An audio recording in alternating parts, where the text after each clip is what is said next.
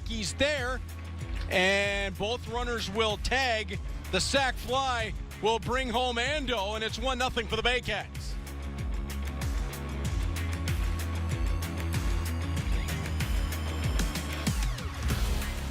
And this is not a good sign here. No, this is not. This is a trainer visit with the manager, so that's probably it for him. Corbin Peters was just working out and looking at his forearm. Okay, that's enough. What? It's not good. No, that's enough. That's enough. That's enough. And Corbin Peters does not look happy that he's going to come out of this ball game. He wanted to stay in out there. He is a battler. He dropped it. He threw it. He threw like a, you know. Yeah. And I'm asking him, like, when he was in the dugout, he said, I'm here right here, so. Okay. Okay, fans, it's Tell him time that you for some got to blare up right there, man. 3 days rest on I know. 75 pitches, whatever he did. Just tell him we respect that.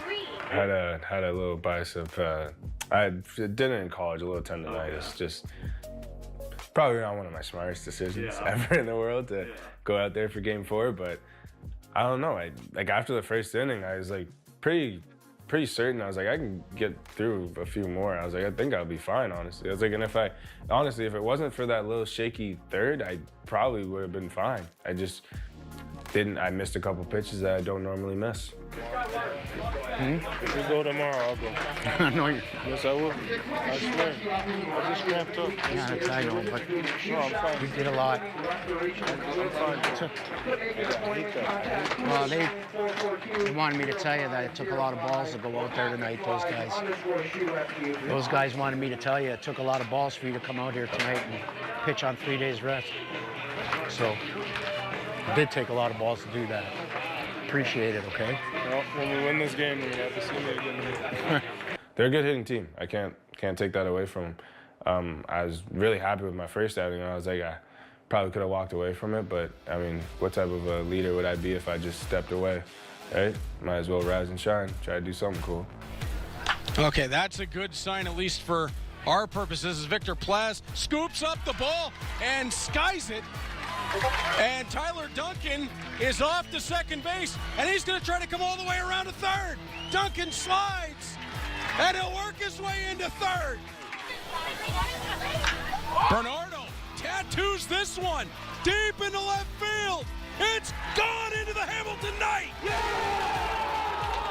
Let's go.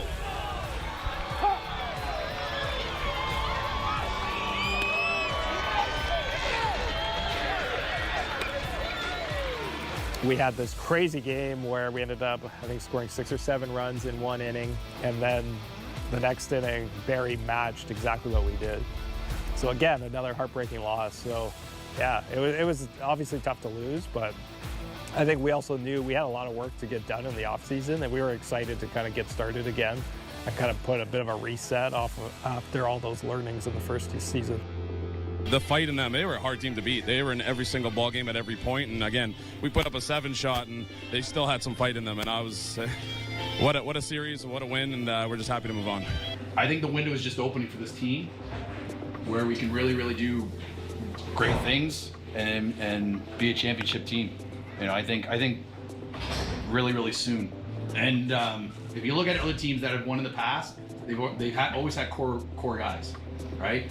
So that's why it's, you know, we want you guys to come back stronger, smarter, so we can really give this thing a shot, because Eric has poured a lot of his heart and soul into this, and I think we owe it to Hamilton and we owe it to everyone that's inside this room to do it for Hamilton. You know what? The fans love you. They absolutely love you. Like, I mean, they never gave up either. They were fantastic. So you know what? You got a good group of fans that'll come back for you next year for sure.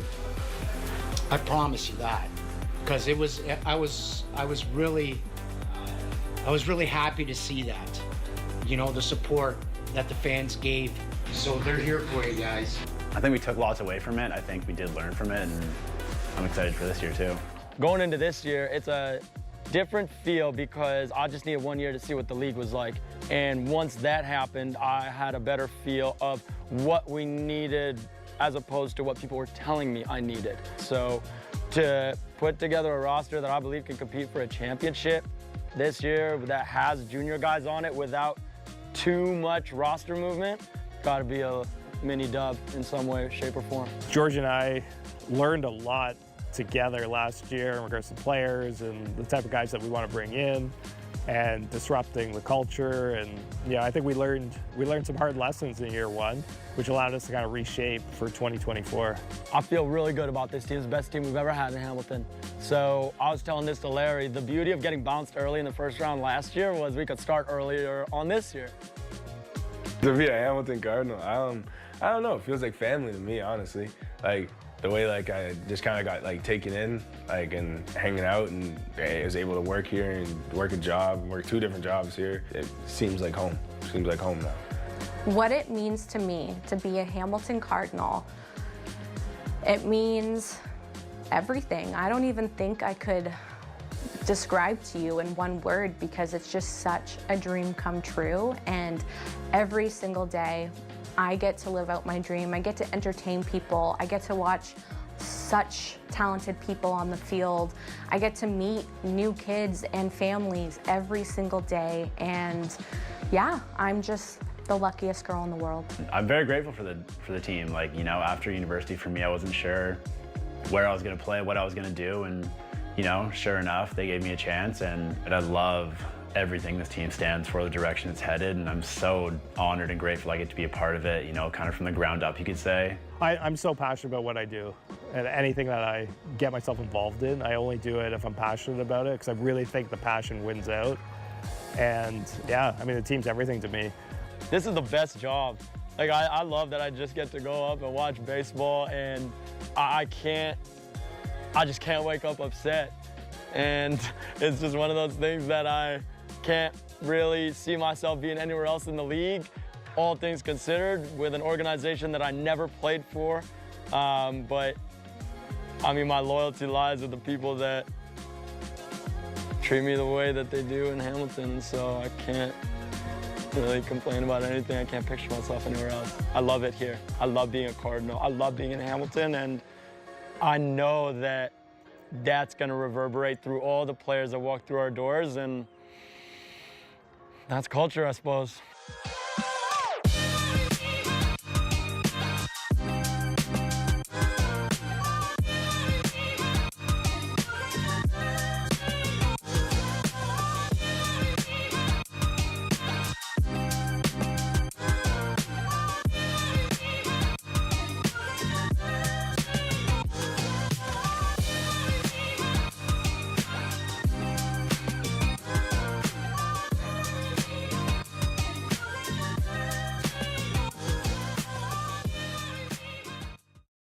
Do you have feedback on Cable 14's programs? Let us know by calling 905-523-1414, extension 227, or email feedback@cable14.com.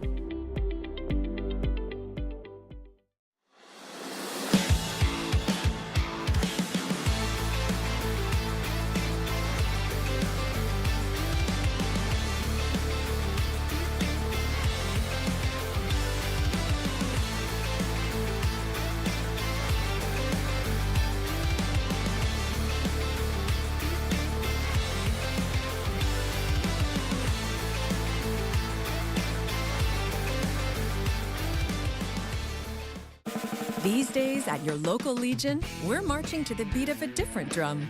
On a mission to support veterans, to have fun, and to welcome everyone to our ranks. You don't have to be a veteran to join the Legion.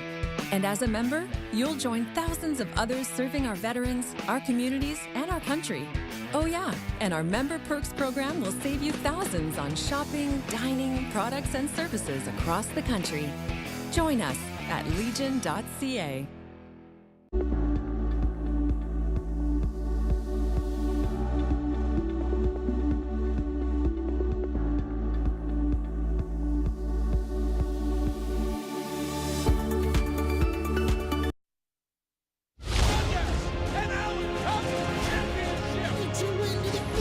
Championship.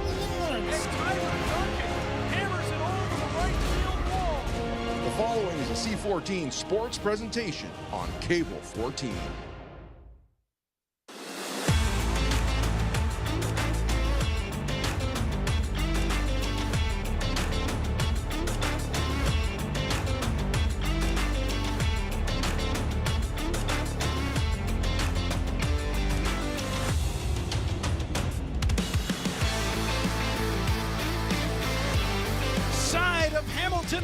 We welcome you to legendary Bernie Arbor Stadium, where it's Friday night baseball with the Hamilton Cardinals, and it's truly gone to the dogs. On Cable 14, it's Reed Duthie alongside my broadcast partner Neil Srivastawa as we bring you in for the Cardinals and the Barrie Bay Cats. The first time these two teams will face off this season. Neil, there's going to be a lot of firsts for the Hamilton Cardinals because although we're a couple of weeks into the season, they have played just twice. They've only played twice. They got a 1-1 record. The Barrie Bay Cats getting fresh off their victory last night. Back in the win column for the first time this year. 1-3 on the season. A little slow start for the Bay Cats, but nothing to worry about if you're a Bay Cats fan. Of course, you got your big gun on the hill taking on Hamilton's big gun this evening in Owen Boone. Owen Boone taking on Frank Garces. This is as premium a pitching matchup as we're going to get in the IBL. And, Neil, these are two veterans that can deal. Well, if you can combine strikeouts, almost a total of 1,000 strikeouts combined between both pitchers in this league and everything else, with Boone going toe-to-toe with Mr. Garces. Garces, of course, 350 innings pitched, including postseason, 404 strikeouts, a 31-8 record, a 2.03 ERA, 3 shutouts to his name, just 46 walks allowed in his career. Just 46. So if you're timing the ball game tonight with Boone and Garces on the mound, they don't get paid by the hour, folks. Nope. These two get the ball and pitch the ball. That's the way they like it. So we expect, Neil, that at least for the first number of innings that they're in together, it's going to be done at a pretty high pace. Well, exactly. Of speed. Last time they went head-to-head, they both had 11 strikeouts. Both went 11, but both went 6 innings pitched, but neither got a decision. Now you got to go back to 2023 in Barrie. That case, that game got ended in a walk-off in the bottom of the 9th inning in Barrie. Of course, we saw Wild walk off our first game here, which was 2 weeks ago, and the Cardinals have played just one game since then. A loss to Welland, but Neil, it was a loss that felt like the Cardinals were in it every step of the way. It was death by 1,000 cuts in that ball game. Never more than 2 runs in an inning for the Jackfish. Yeah, it was just a matter of, they got to get the bats going. And, of course, when you were facing a guy named Luke Lair, who's been a former All-Star in this league as well. It was never easy, and the wind was blowing all over the place, but out, unfortunately, and guys were hitting baseballs, and it was hard. It was hard. As Boone works to the count now. Count is quickly 0-2 here. Neil McGarry-Doyle, the leadoff hitter for the Bay Cats, comes in hitting .500 to open up his season. Of course, he was back in the lineup for the first time last night. They weren't sure they're going to get him back, and I guess he sent a message to Josh Matlow Tuesday, hey, I want to play some baseball. And that one's going to be shot straight up in behind second base. The shortstop, Jaden Brown, in behind, and he'll have it one away. Let's take a look at the batting order, Neil, for these Barrie Bay Cats. And with a couple of guys out, it's still very dangerous. Well, it's very dangerous indeed. Of course, Noel McGarry-Doyle just flew out F6. Brandon Hernandez, the shortstop, is batting second. Malik Williams is batting third at first base. Nolan Macabroda is batting fourth at DH this evening. Willie Garcia, the former White Sox professional player, is in right field. Noah Hall's at third base. Tristan Clark in left field. Lelis Bertrand is in catching, and Francisco Hernandez, you're not hearing that twice, they have 2 brothers out there, is batting ninth. They comprise the middle of the infield as very quickly Brendan Hernandez, who opened up the season hitting 188, is on with a stand-up double as he laced it down the left field line. We'll take another look. That he did. He just got enough of it down the line and hooked it in there fair. And Hernandez doing what Hernandez has done, what Brandon has done so much last year. He, of course, was definitely a leading candidate for the playoff MVP. But, of course, that went to Frank Garces. It was a very tight race. He was hitting over 500 last year in the postseason. Boone with a look in at Malik Williams, and you don't want to leave him anything over the middle of the plate as he will take the ball a mile. He was the first guy here to the play at the park today. Of course, I guess because he lives in Toronto area and everything else. Everybody else in Barrie was obviously on the bus, but he was down there by himself for a little bit. Seemed like the loneliest guy in the whole park. Beat the traffic. Yep. Coming from Toronto, it's never a bad idea. It's going to take me an hour to get there, leave 2 hours before. Yep. Boone winds and delivers, and that one over the plate. 1-1 the count. Great call by Trevor Bertrand, the plate umpire, making his IBL debut this evening. Ray Brownlee back in the lineup for the umpire's rotation. He's at first base. Looks great out there. And, of course, Ben Mercier is at third base this evening. Looks like a new man out there. No kidding. Tremendous shape. Yeah. Oh, beautiful sweeping pitch there as Boone started that almost a Williams shoulder and brought it back over the plate. We saw Neil Boone getting his feet under him 2 weeks ago on Friday night, and once he got feeling pretty good, he was just a joy to watch. Yeah, he was. 7 strikeouts over 4 innings pitched in that ball game. 3 walks, allowed 4 hits. It's a 4.50 ERA coming into action this evening. Boone winds and delivers. That one will skip on its way to July Vittini. And they'll go 2-2.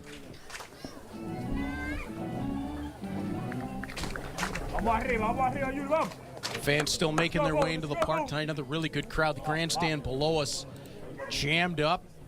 Bark in the park night. Dogs all over the place. And they're still filing into the silver stands down left field side. Big lineup at concessions down there. Oh, I'm sure there will be all night. Of course, when you got Denninger's hot dogs, why wouldn't there be? Oh, exactly. As that one off the plate to Williams. 3-2.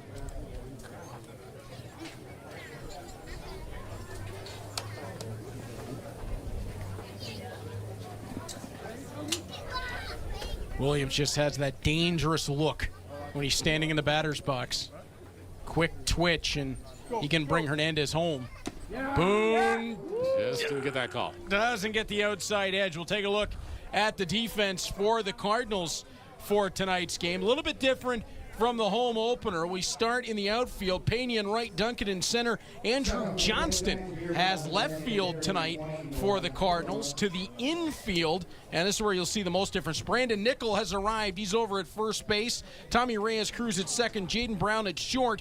Jonathan Salazzo over at third. No Raquelbin de Castro. He won't be back this season. And Owen Boone and July Vittini comprising the battery for the Cardinals. And De Castro needing some surgery and everything else to repair some aches and pains, so wish him all the best and full and speedy recovery.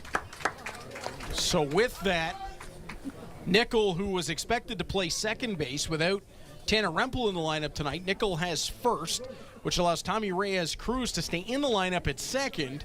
And Nico Kakatos we saw on opening night in left. Andrew Johnston out there tonight.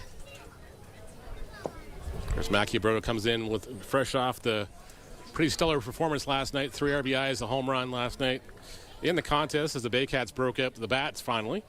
He's 5 for 14 on the season, 357 with 1 home run, 5 RBIs. Well, you knew it was a matter of time. Yeah. Was up there in Saturday's game against the London Majors, and it just looked like they were fighting the baseball. Got Mackie Broda swinging through that one, did Boone. 1-2 the count.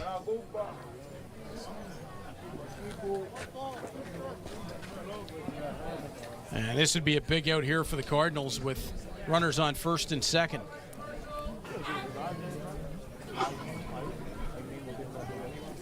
Double play potential with Williams, the runner off of first. Mackie Broda just about said, forget about a double play. I'm going to put this one out of the park here. That one was long out past the fences, but foul. Hope you're parked in your usual spot today. Yeah, I'm way down. We're in the tennis court, so we're fine. Perfect. I knew who was playing tonight. Yeah. And I didn't want to be anywhere near the. No, we rolled in at 5. Actually, it was closer to 6 o'clock because we weren't sure if the link was open or not. So it was like, okay, we're just going to go up Main Street tonight. And it was like, okay, yeah. That was last weekend, I think. Yeah. At least they avoided the long weekend. This is true. Well, the last weekend. Oh, got Mackie Broda on the inside edge for the staring strikeout. First K of the night for Owen Boone. Then I bring up Willie Garcia with 2 away here and runners at second and first now. Garcia, the former Chicago White Sox outfielder, now with the Barrie Baycats. Of course, watching his Instagram over the winter months and everything else down in the Dominican and everything else, he was just mashing the baseball. Has me worried up here because it's just when he gets into one, it's going to go far. Garcia, he is set. You know when you see guys who step to the plate and they just look like he they've looks been there. Yeah, he looks it. He looks every bit the former professional. Just before the strikeout on Maciabroda, I was going to say, Neil, well, the weather over the last weekend, I'm not sure how much work could have possibly gotten done. No, exactly. It's just. Ugh. I was running out of inventive ways to announce rainouts last week, put it that way. Well, my brother and I kept planning to go golfing. He was like, we'll go Thursday. No, I can't go Thursday. We'll go Friday. No, I can't go Friday. We'll go Saturday. No, I can't go Saturday. Well, exactly. It's just like, okay. You know what? We'll just do it in a week. So I came up with a Dr. Zeus rhyme for Friday's rainouts. I was just like, well, I got nothing better to do this afternoon, so let's have some fun with it. I noticed that. I liked it. It was very good. I don't know. Just we got to make it fun because, we can't just keep, it's rained out yet again. Yeah, sorry. Well, and that was the tough part. It's like, you knew it was coming. It was just one of those, No, the field took a lot of water from what Eric was saying on the text message and everything else. There was puddles in the outfield. I don't think it was just this field either. But nope. Oh, Garcia, as Boone pulls the string and gets him swinging at it. I'm getting used to actually cheering for this guy now. After years of not wanting to see this guy on the mound. Now it's like, okay, this is new. This is new. Owen Boone has been such a dominant force in the IBL in his career. Well, even before then, when he was playing for the University of Western Ontario when I was with the Griffins and everything else. You've never been able to... No. Yeah. This is different. Fatini sets up on the outside portion. Boone delivers. Didn't get the edge. A little too far out. But, if he keeps putting it out there, maybe Mr. Bertrand's going to be enough to accommodate that one. 3-2 the count to Garcia. 2 away, 2 on. And standing on deck is the third baseman, Hull. Now this lineup has definitely got a lot of depth to it. Runner's going on the pitch, and he gets the strikeout, punch out. Boone gets out of the jam here. Beautifully done by Owen Boone. Gets Garcia swinging on it, back-to-back Ks to close the top of the first inning. And Neil, we'll get a chance to take a look at the batting order for the Hamilton Cardinals, because with some players now unavailable, it's made for some different look in that order. It definitely has now. So Jaden Brown will lead things off at shortstop. Tyler Duncan, as we mentioned, is batting second in center field. Brandon Nickel, the new acquisition, is playing first base, batting third. The conductor is batting fourth. At third base, Jalai Bettini, the catcher, is batting fifth. Josh Williams slides into the sixth spot. Andrew Johnson's in left field, batting seventh. Yoki Pena is in right eighth. And Tommy Reyes-Cruz is in the ninth spot at second base. Deep lineup. Very, very deep. For the Hamilton Cardinals. And again, that's not even with all the pieces on the chessboard just yet. As, of course, no Tanner Rempel, who we know what he can do with the bat in his hands. But it's never easy when you got to go up against that guy, Frank Garces. That guy is just a nemesis for so many players in this league, and he just, it's going to bring it. It's going to be a fastball or it's going to be a breaking ball that's got ungodly motion on it. And when he's on his game, it is hard to get him off it. That is for sure. Already on the season, in 2 appearances, he's got 17 strikeouts to his credit. Now, the last time Garces pitched against the Cardinals, they did get to him. Yes, they did. It was a year ago today on this exact day up in Barrie. They beat them. They beat Frank and his friends 11-1 up there in Barrie. Frank lasted 5 1/3 innings.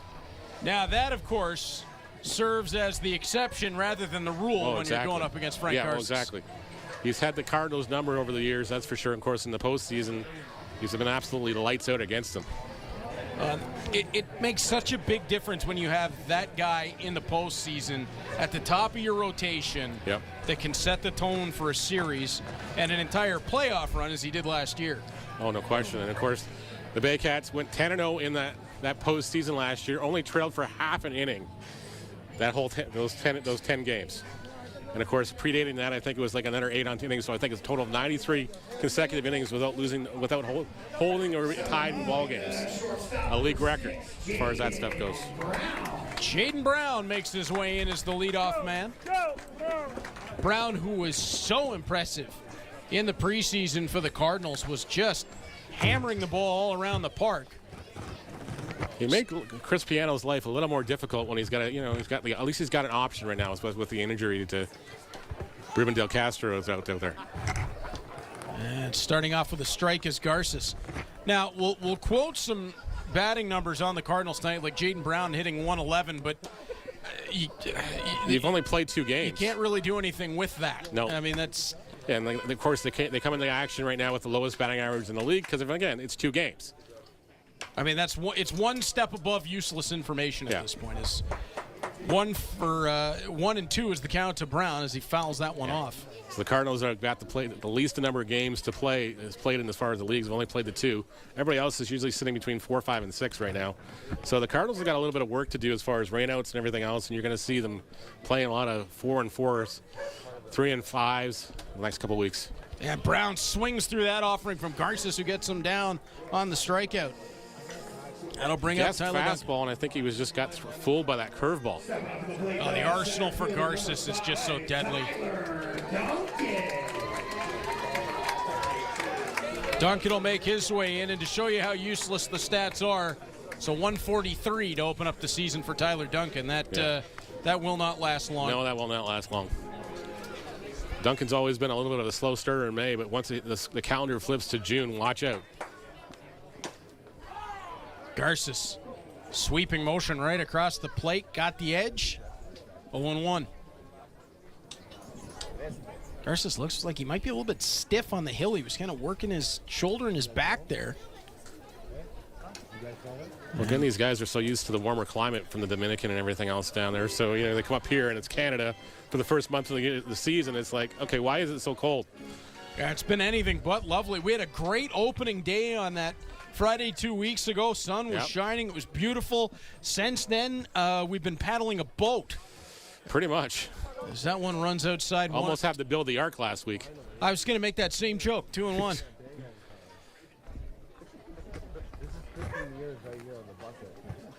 We got 3 cats at home. They're inside cats, and they were all looking out the window going, yeah, we're glad we're inside cats. As Duncan flares this one into left field, couple steps back, but underneath it is Clark, 2 away. Tristan Clark makes the good read on that one and makes a few steps to his left. F7 will go to put out, 2 away now. And Brandon Nickel will make his first at bat for the Cardinals. If you're wondering why the Cardinals were so excited about Brandon Nickel, 4 years at Southern Arkansas, played in 220 collegiate games, hit .324 in that time. You see the defense for the Baycats. McGarry Doyle flanked by Clark left and Garcia right. The infield, lot of skill. Macchiabrota at first. The Hernandez brothers go second and short, and Hull over at third. Yep. And as we've talked about, the battery is Frank Garces and Lelise Beltran. I think we'll just name them. We'll just call them Brandon and Francisco for the evening, so we don't get them confused. Up the elevator shaft from Nickel, 3 charge on, and last man to make the call was Francisco Hernandez. 3 up, 3 down. Garces takes the trot off the hill, and we will get set for the Baycats to head back to the plate. And while we're talking about some of the stars in the game, Neil, it's All-Star Weekend happening this year at Bernie Arbor Stadium. And boy, that Sunday, July the 20th, is going to be something else. The Home Run Derby in the afternoon. Then when the lights come on, the stars will shine brightest in the All-Star game. Yeah, that way will. And we're getting closer and closer to the fan vote coming out. June 23rd. You didn't hear that from me, though. I didn't hear a thing. No. But, yeah. But that's when the vote's going to open, probably around noon. And it'll go to July 7th, so make sure you guys once you guys see the postings on social and everything else, get in there and vote for your favorite All-Stars. Now, how many times can you vote?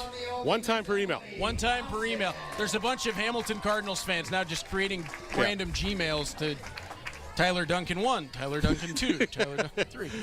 Yeah, we were actually working on the coding for that ballot this week, actually. I taught myself a little bit of coding this week to try to figure that out. So, a lot of curse words and everything else after, late nights, but I can understand that. It's getting there. Yep.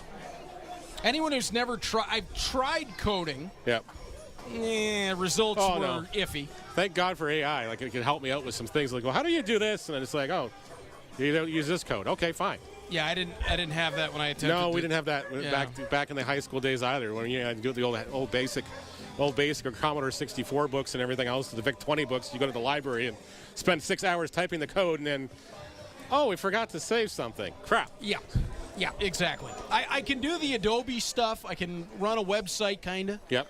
But once you get into the coding, I'm going to need to phone a friend. Yeah, well, exactly. Like, thankfully, I got a couple of co-op students in the office, too. That, they've kind of pointed me in the right direction as far as these other things. And, it's like, I'm not quite at the point where, here, take it over, but, we're getting close. So starting off the inning for the Baycats, going to be Noah Hull, third baseman. Just one hit in the ball game through the first inning. 2 total base runners. Both were on the side of the Barrie Baycats. Of course, missing from the lineup tonight, of course, are two big guys, Ryan Rio and, of course, Adam Odd out of the lineup. For a good reason, mind you. Hull hammers this one into left field. Johnston backing, Duncan flying, and Tyler Duncan, that is just not fair. No, Johnston standing out there like, I could have got that one. Honest. Duncan, like he's running a V12, just zipped over there and F8 and one away. Yeah, so getting back why those two guys are out of the lineup this evening, it's Mr. Rio's bachelor party weekend, so I know they're not watching at home, but congratulations, Ryan, again on the upcoming nuptials. Have fun, guys, but keep it safe and hopefully not in the newscast somewhere. That's the key. That is the key. I'm sure they'll be all right. Yeah. Tristan Clark, the left fielder, stepping in. And Josh Matlow out of the lineup as well, so Jeremy Eulenbrock is managing the Baycats this evening as well. Matlow had some family matters to deal with. Nothing serious or anything. I think he had a family party or something to deal with this weekend, so he's out of the lineup as well. Well, Josh, we missed you in the ballpark, but congratulations on what sounds like it's an extremely positive occasion to be missing the ball game. I don't think the fans should worry. Don't feel cheated if you don't see Ryan Rio in the building tonight, because remember we said home run derby? Yeah, and then he went out the next night in Welland and smashed it all way over the fence. Yes. He'll be here. Don't worry. He will be here. As Tristan Clark goes down on strikes. Third strikeout of the game for Boone. That spike's filling up nicely already. Have they invested in a second spike for Friday nights when Owen Boone is on the hill? Yep. Luis Beltran will step in. We may have to start using the foul pole or something. Just stack them. Just stack them up there. Oh, that's just dancing. Oh, jeez. He fell out of his helmet. Luis Beltran, a catcher, and generally catchers have a great eye. Yeah. And even in that spot, there's nothing you can do. He saw daylight on it and wanted to take a big hack on it, and I think he just broke the bottom, fell right out of it. The deception that Boone brings is just on another level. As a wind and deliver, sped that one up. Beltran on the ground. Salazzo over to make the play. Calm and confident over to first. That's 5-3 on the putout. And Neil, the Cardinals with a clean second inning. That's what they needed to do here. Boone gets the guys back on the bats as soon as possible. Don't let Frank Garces sit about and think about how he's going to get the next guy out here. Well, and this is kind of what we thought was going to happen. So 9 outs so far in the ball game. 2 base runners. We'll see what happens in the bottom of 2 here for the Cardinals. But Boone and Garces, and Frank Garces just tipped his cap over to the Cardinals dugout. Yeah. Oh, because Mr. Rodney's over there. Oh, it's a little mutual sign of respect. Well, who doesn't love Fernando Rodney? Exactly, yeah. And Rodney, who had a bit of a rocky start to his IPL career, both appearances, gets the first 2 outs real quick and tidy. Yep. And then there's been some 2-out offense against him that, it reminds me, Neil, of when Ricky Williams came to the CFL. Yep. And it was that first couple of weeks that everybody wanted to take a crack at Ricky Williams. Yep. Well, eventually Williams ended up being one of the best running backs in the league that year. Yeah. But that very beginning, not necessarily easy. And Fernando Rodney, he now knows there is some serious talent in this league. Exactly. And there's the Dominican quartet. The contingent. The embassy, maybe? I think they may have to move it to Hamilton with the way that the Cardinals have run the scouting operation. Luis Bernardo was the first man, and boy, are we happy he was, because he has brought a group with him. That he has. And of course, doesn't hurt that the IBL has extended the number of imports that you're allowed to have, and there was some investment made in Dominican scouting. That it was. Of course, pretty much the front office went down there and took a look down at his firsthand to get some firsthand experience, get some stats, get some metrics, get some numbers, and get some data to crunch. As the conductor comes to the plate here. This is just downright fun, seeing Jonathan Salazzo. We talked about it 2 weeks ago, but back in a Cardinals uniform, and great to see him in the red and white. And, you know, as much, it's so great to see him smiling again too. Just because I know last year and everything else, there was times it wasn't so happy for him. Well, he's leading the Cardinals right now in batting average, and again, 2 games, but 286. Yep. 2 for 7. And Salazzo will flare this one into foul territory off third. And a play made there by Noah Hull backing into foul territory. Hull will reel that in. F5 will go to put out in the score sheet. And 7-11 will come to the plate. July Vittini, the catcher. July Vittini. Who celebrated his birthday earlier this week. So it kind of threw me off. I'm like going, why is his name July then? That's a great question. We'll have to ask him through a translator. Should he not be May Vittini? Well, I guess that maybe not. Yeah. Maybe that's why it's July. Because June didn't sound right either. No, that's a good point. Yeah. So I didn't realize Vittini and I were so close then. A couple of Geminis there. As Garces with the long look in. Yeah, a lot of people celebrating birthdays this week. Well, and that's a great segue, because watching right now is my dad, Bruce. Happy birthday, Dad. Hope you're having a good one. We'll see you tomorrow. The boys are all ready to enjoy a bit of carrot cake with him. Nice. Homemade, I hope? Oh, yeah. Mom did all the courses on cake making. Yeah. So now it's just old hat? It's impeccable. Awesome. Make sure you tag a couple of photos. I got to see this carrot cake. Oh, I will. Don't worry. It's great anytime we can get Wyatt and Sawyer down with the big fella. As Vittini will send this one deep into right center field, backing towards the track to the wall. On the bounce, Vittini up to second. He's going to try to turn 3. No, he's not. And Vittini will scamper back. Safe with 2, and Luis Bernardo put the brakes on him and then went, stop sign. What are you doing? You're a catcher. Slow down. Just don't blow a tire.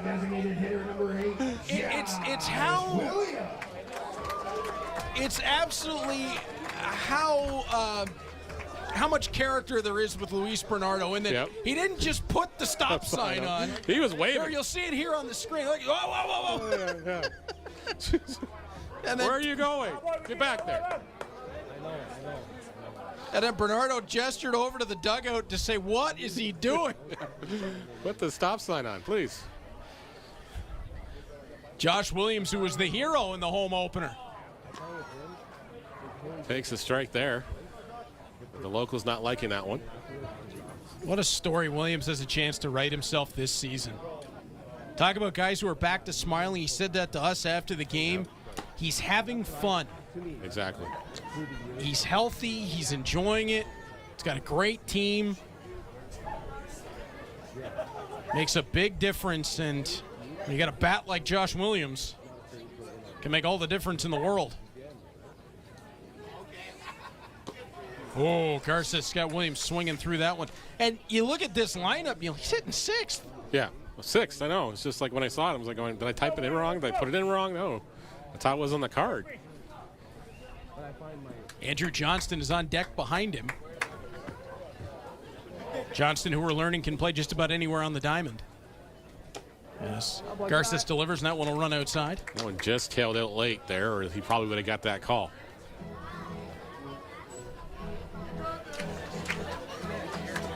Williams with the look at Garces. 2-2. See the look over the shoulder of Luis Bernardo.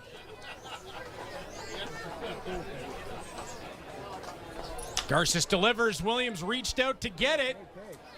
You see how hard he hits the ball. Is just a flick of his wrist on that. That was just off the end of the bat, and it still went like almost 300 feet. Almost to the track. It'll die out in left field for Tristan Clark to make the play. 2 away. Fielder number 9, Andrew Johnston. And as you mentioned, Neil, Andrew Johnston with a different walk-up song for the Friday night games. Yeah. Of course, last fall he got a chance to play with Great Britain, and then he was with the University of Guelph as well as during their national championship run that unfortunately fell a little short against the Carleton Ravens, but he was having lots of fun. Oh, we've seen him catch, we've seen him DH, we've seen him play first base, now left field. Misses inside. And that was the catcher's eye there, right? He watched that ball all the way into the zone, into the glove there, and going, okay. Didn't look back at the umpire because he knew it wasn't a strike. But if you're a young guy in Andrew Johnston, how do you get into the lineup? Well, you play anywhere that you can. Exactly. And from last season, we talked about it in the preseason, he looks like he's in tremendous shape. Yeah. He and Tanner Rempel look like he should be playing linebacker. Well, Rempel, I had him on the interview with Rempel last week and everything else. You finally got it. Yeah, I got that one. Now I got to get Mr. Duncan to, one of these days. Try the Sour Patch Kids? Yeah, I'm going to have to try the Sour Patch Kids. Yeah. Maybe I'll have to pin them down Sunday morning or something. So you're not going anywhere until we get this done. Tyler, sit. Sit, yeah. You're coming up here. Just sit.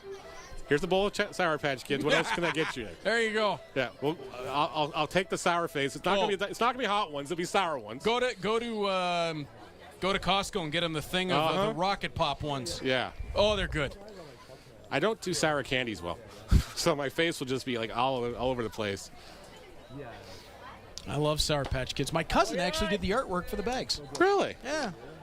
Man, we're just raking in the talent in this area. Hello to Kyle Reed.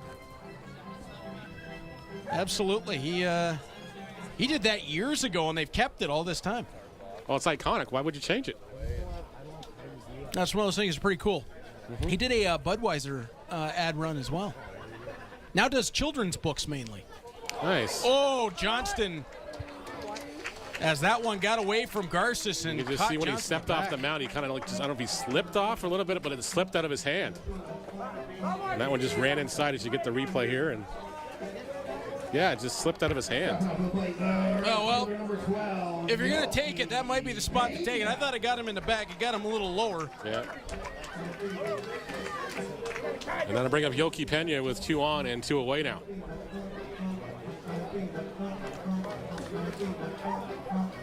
Pena, who was all over the base paths, drew 5 walks in his first game in the IBL. He still has got an average. He needs a base hit. It would be a perfect time for one here, Yoki. How do you draw 5 walks in a ballgame? Just like that. You watch everything in the zone. Well, that was right on cue. Yep. Ball 1 to Pena. He heard you talking, and he's like, yeah, I'm just going to watch it right into the glove. It's a serious talent. And, oh, that was an odd-looking... It was definitely a strike over the plate. Beltran was moving outside, and maybe a cross-up between him and Garces there. Yep. That's not a bad spot to miss inside on the hand, so. Garces across the plate. Pena sends it into left center, but not going to have enough on it. McGarry Doyle underneath, and that's 3 away. So 4 base runners total in the ballgame through 2 innings. Nothing has come across the board, and the Cardinals and the Baycats, no score on the board as we say hello to our friends who are actually in the building tonight, and they'll help you bring Cardinals into your own backyard. Armstrong Bird Food. Every game, and I want to cut in some live shots.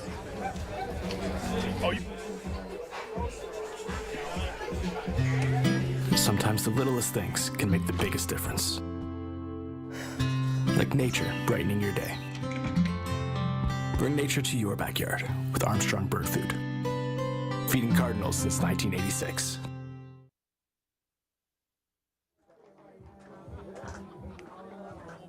Coming into tonight's ball game, and we've been talking about it, bark in the park. Yep. And there's dogs all over this ballpark There tonight. it is. And some really darn cute ones, like There that it one is. right there. That's the right one.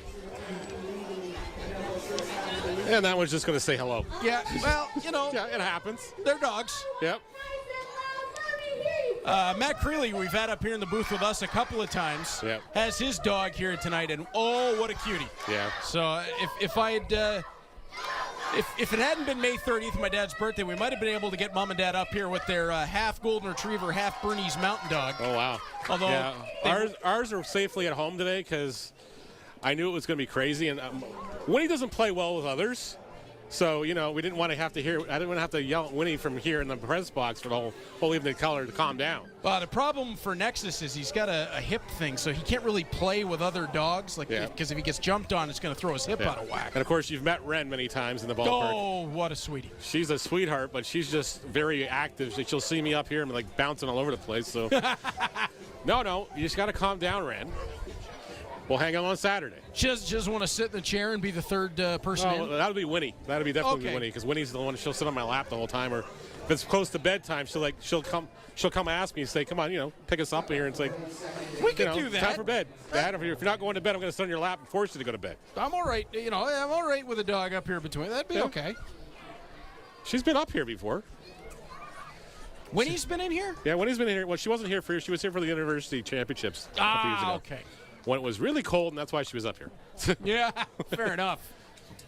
She was like, I can't believe you dragged me to this thing, Dad. Oh, you got the look, did you? Mm-hmm. Francisco Hernandez steps in to lead off the top of the third. I'm going to sit here and shiver and make you feel bad. Yep. I had a golden retriever. Anytime I tried to get him to do anything, would do the same thing to me. What do you think I am? Well, none of them like going outside when it's wet. So it's like, okay, great. Now how do we get you outside to go do your business and, go stand out there for 3 minutes so somebody else can go to the bathroom. My parents adopted a red tick coonhound years ago. It was a Hurricane Katrina rescue. And when that poor dog got to Canada in the winter, he didn't know what to do. First time he saw snow, our golden retriever went out the backyard and was bouncing in it. He stepped out, put one paw in and went, nope, right back in. Well, I see Jenny's scoping up the competition as far as dogs. There's a weenie dog message up here with a picture, so Jenny's having a lot of fun tonight. Look like a Bernese Mountain Dog that's half asleep. Yeah, he's half asleep out there. It's like, if I hang out here, I'll be able to feed me some treats. He's just waiting. Yep. Hernandez shoots this one into right center field. Underneath it, backing to the track, Yolki Pena, and that one took him way back. That was Francisco, the retired, and now Noel McGarry Doyle will be the batter. Back in the lineup, of course, last year he had a very, I want to say, a season-ending injury, but thankfully he was okay. And of course, that game in Welland, he left the ball game, and of course that was the end of his season. But he was able to rehab it and get back in time for his collegiate season, where he finished up his collegiate career and might still be on the draft board somewhere. Interesting.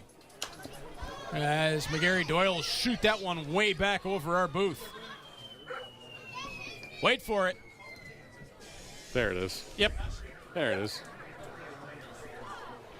You knew that was coming. And it was. So we talked about having a third person in the booth, and I would be remiss because we do, and that's behind us is Lauren, who's doing camera for us, and she unfortunately gets stuck up here with the two of us as this one shot into right field. Yolki Pena has it, and that's Lauren's camera, who, while we're talking about her, just managed to pick up that out for us. Lauren was, she's been a part of everything with Cable 14. She's worked with me on Bulldogs broadcast as part of the all-women's crew that we had for a game in the OHL days. And unfortunately for her, she's stuck up here with us, but she's always here for the Cardinals as well. Yeah, she does a great job. Absolutely. And as do all the rest of the crew down there. Of course, the big picture was taken before the game. We tagged the Intercounty on the Instagram, so it got posted on the Intercounty website as well. But great to see what C14 does in the community here. Oh, it's incredible. I don't know how they managed to do it. They're everywhere. Boone just off the outside edge. Trying to get Hernandez to chase something on the outside here. He doubled his first time up. That is Brandon, of course. Francisco is 0 for 1 in the contest. Or Brandon is 1 for 1. And Brandon's going to send that one way out foul. I remember Matt Lowe telling me when he found out there was a brother, I was just like, what? No, can't be. Yeah, and he apparently is better than Brandon. I was like, what? No, come on. You got to be joshing. Well, who actually said he was better? I think he did, but that's beside the point. Whoa. Or Brandon actually said it even to him, so it was like, okay. Well, then you know. Yeah. Oh, Owen Boone again. Strikeout to end the inning. 4 Ks in the ball game as we are in the middle of 3. And thus far, we've had 4 total base runners as Owen Boone and Frank Garces are doing, well, just about what we expected Well, they exactly. would do. And, you know, we were sitting there. I got the text message a couple days ago. Yeah, it's the matchup. I'm like, okay, let's have some fun with this. So, you know, we made the classic boxing poster for the release today. We had to do something fun with it. Well, these guys deserve it. Yeah. You got 2 guys of their caliber on the hill today, and it's just great to see. And hopefully it's the first of a few matchups this summer. But we'll see. And now Garces is yelling at somebody on the bench again. He's behind the mound, pointing fingers, laughing out there. So something's being said from the bench. Yeah, somebody's having some fun with Frank Garces right now from over on that Cardinals dugout. Maybe it's like, you know, Boone just got out of there. What do you got this inning? And I got to imagine as well from what we saw in the last inning, it's the Dominican contingent causing trouble. Oh, of course. Those guys seem to be having a good time with everybody. Yep. Frank Garces is just a treat to get to see do what he does. And over the course of this season, you know, if the Baycats are going to put on a charge to repeat, he's going to be at the center of everything. Well, exactly. If the Baycats want to get back to the final and get a chance to defend their title, you know, it's going to be a lot of workload put on his shoulders. Of course, Cesar Rosado behind him as well. And just guys are going to have to hit the baseball again. And it's just, you know, they've been there to the finals the last 2 years. They got their pride crushed the first time through, but last year they were on a mission. You could just tell from when the game 1 of the playoffs and all the way through. It's just like even when they handled the Guelph pitching staff the way they handled them offensively and everything else, where a team like Welland wasn't able to. Well, anytime we saw them here, it was just something special that you could tell these guys were on a mission. Tommy Reyes Cruz will step in. And talk about a young man who has opportunity knocking. Yep. A late signee to the Cardinals. And then an injury to Raquelbin de Castro. And now Reyes Cruz, after not having a team for most of the offseason, has a chance to make himself an everyday Cardinal. Oh, exactly. That one's popped foul. Floated back up over the grandstand. Reyes Cruz, sure-handed fielder. He's got some pop in the bat as well. As Garces delivers, Reyes Cruz went down to get it, but gives enough time for Brandon Hernandez to get underneath it, and it's 1 away. F6 goes to put it. We're back to the top of the order for Jaden Brown, who struck out swinging in the first inning. And now he'll probably be a slightly different approach here against Garces the second time around. The guys on the bench probably told him what to look for, you know, what to be afraid of up here, and just go hit the baseball. Find a pitch you can get it somewhere in your zone and put it in play. Through 3 full innings of work, Owen Boone has seen 11 batters. Yep. With 1 out in the bottom of the 3rd inning, Frank Garces has seen 9. Yep. And he's at 40 pitches for 3 innings. Getting a little eerie. Yeah. How closely these two guys could follow each other here.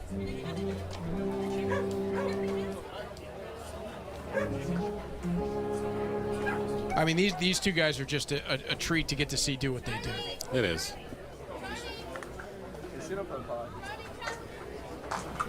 As Garces winds and delivers, and Jaden Brown fights that one off.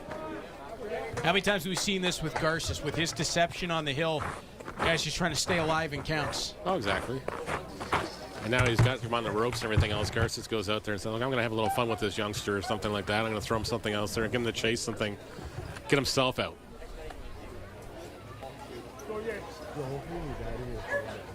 And he gets Brown to chase on that off-speed low.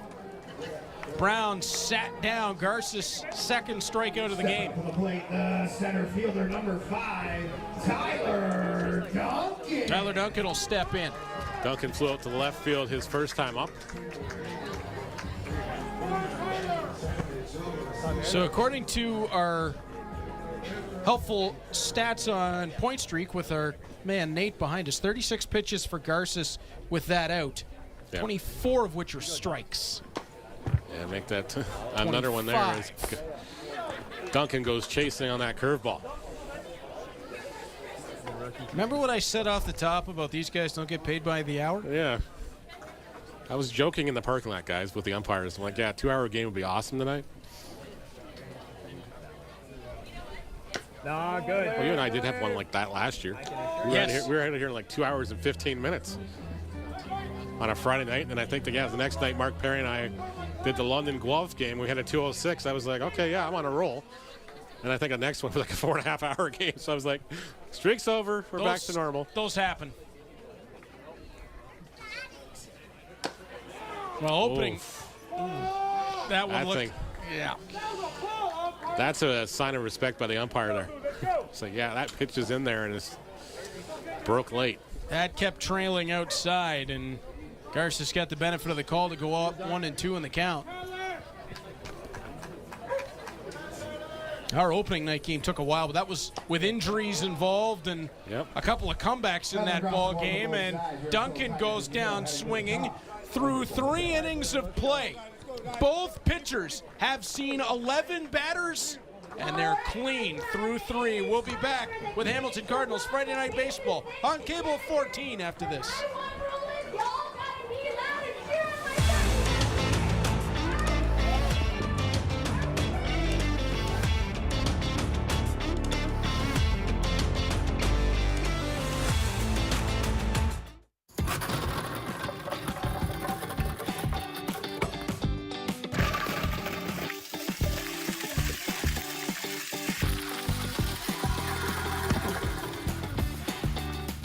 Hey, are you looking for the hottest game in town? Look no further. It's here on Cable 14, and it's Kiwanis TV Bingo. So if you're looking to get your game on, get out there, pick up some tickets, and join us Mondays at 7. Under the B6. Why not start by being eaten by a slimy Freddy Krueger? One of the most remarkable careers in Hollywood history. Populist hero for Latin American communities. It's mind-blowing. Playing a version of herself. Everything you would want out of your bad boy. They cast him because he was cheap. She's like a nuclear weapon. He just takes you there.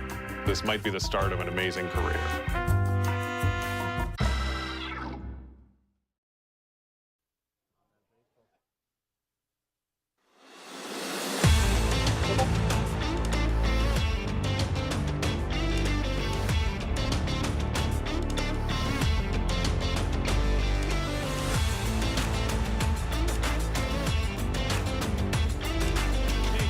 Welcome back to Hamilton Cardinals Friday Night Baseball here on Cable 14. No score between the Baycats and the Cardinals as we go to the top of 4. Neil, always love seeing the kids come out and race around the bases. You saw that kid in that Blue Jay hat. It looked like he was just a little gassed when he got around the bases. It definitely solved the mystery there. Mom and Dad are having no problems getting him to go to sleep tonight. No, and sure. You know what? I found that being the key as well, because every day that I get to be home early from work, I get the boys, I take them out on a walk, and now I've got them on the wristband, so it's like a bungee cord kind of thing. And Wyatt can run around, Sawyer can run around. You get them back home, they both want cookies and a movie, and they're done. They're done. Yep. The way to do it. Well, that's how Kellen was way back when he was younger and everything else. We go for walks as if, whatever else, and he'd just wear himself out. And, okay, I'm tired, and he'd just crash in the corner. That's what it's great when they kind of do it on their own. Like they don't need all of a sudden you're watching a game on the couch and they come up and just boom. Yep. All right. Okay. There you go, Boone. There you go. Works for me. Wyatt's loving watching the Red Sox games, even if I'm, not. Yeah. As Boone whines and delivers. But it's hard, right? You get your, he's almost 3. He'll be 3 in July. And he's sitting up there and having so much fun sitting next to me and telling his mommy he's watching baseball with Daddy. And how can you be mad even if your team stinks?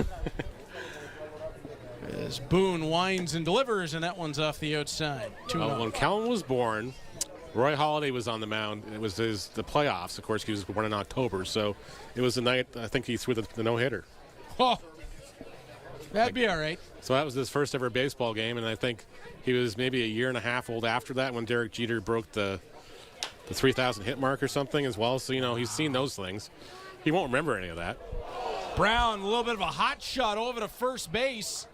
Nickel had to elevate, comes in and out of his glove, and that'll be safe at first for Malik Williams. We're just waiting to see who's getting charged with the error there. Gotta think it's going to go to Brown on the overthrow. I would think so. That's exactly where it is in E6. Says Nate the Great behind us. We don't second guess Nate. Nope.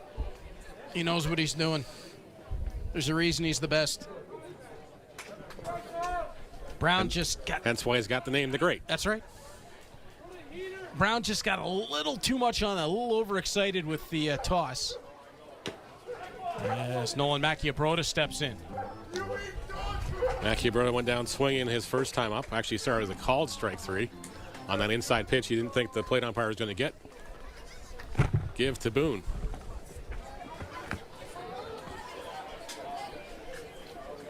Important sequence here for the Cardinals as Macchiabrota swings through that to go 1-1. Williams is over on first. Difficult part of the lineup with Macchiabrota in and Willie Garcia behind him. Well, this game right now has all the earmarks. It could be like either a 1-0 or a 2-1 final here, so runs could be at a premium. Yeah, with nobody out, this is certainly a big moment for the Cardinals. Have to bear down defensively as Boone winds and delivers. Macchiabrota loops that one back up over the grandstand. 1-2, and can Boone get him a second time?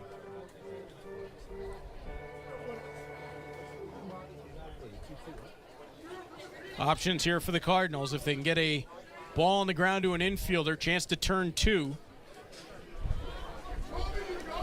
Oh, Boone would love to sit Macchiabrota down a second time, though. As Boone will wind and deliver, and that one high, 2-2. Malik Williams, Neil, almost got caught that time. Just kind of tiptoeing into no man's land a little bit.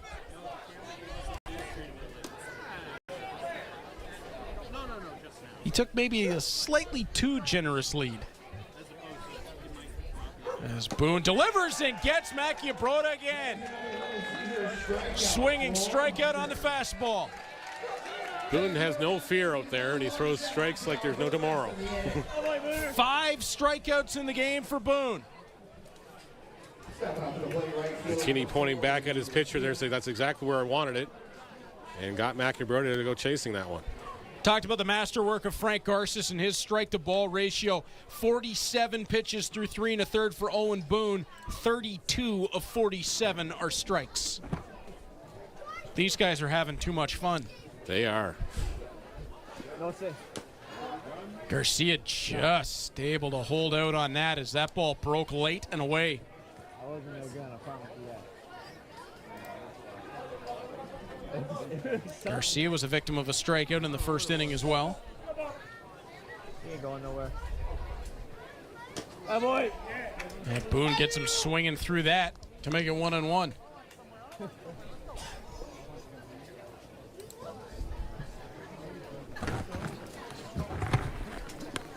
Are you live clipping like a video coach over there? Yeah, a little bit. You're a talented guy, I got to tell you. Well, I gotta make up for a lot of other things, you know. So I better be good at talking because I got the face for radio. Yeah, just hide it with the beard. I gotta mark things out here so, you know, when I get home I don't have to spend 3 hours watching a baseball game again. Fair enough, fair enough. Yep. I used to joke, our video coach on the road for the Bulldogs, in a lot of buildings is right next to me. Yeah. And I'll see them working hard, and my entire goal in the night is just to start making them crack up and laugh. Yeah. Well, I do that with you easily. So. Well, exactly, yeah. If I didn't crack you up, I'd kind of be worried going, is my stuff off tonight? Like, come on. Did I use all my good stuff on the way down here? Like, poor Jenny was dying. Jenny's the test subject. Yeah. And then, yeah. Yeah! Boone got him on the outside edge. Oh, Willie Garcia's going to have to be careful. He had a long look back about that one, but it's a second strikeout on Garcia. 6 now in the ball game for Boone. Here you go, Boone. Here you go. Wow. Owen Boone is having some fun on that hill. He's painting the inside edge. He's painting the outside edge. Yeah. He's running high. He's running low. You said it, Neil. No fear on Owen Boone. No.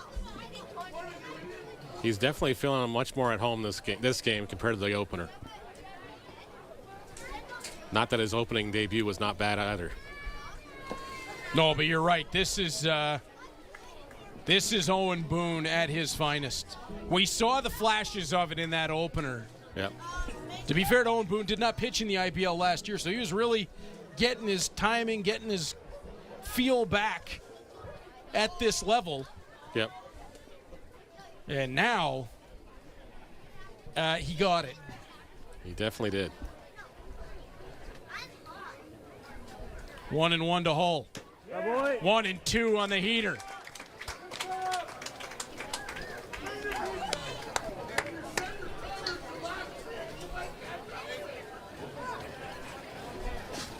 What an outstanding job done so far by Owen Boone in this ballgame.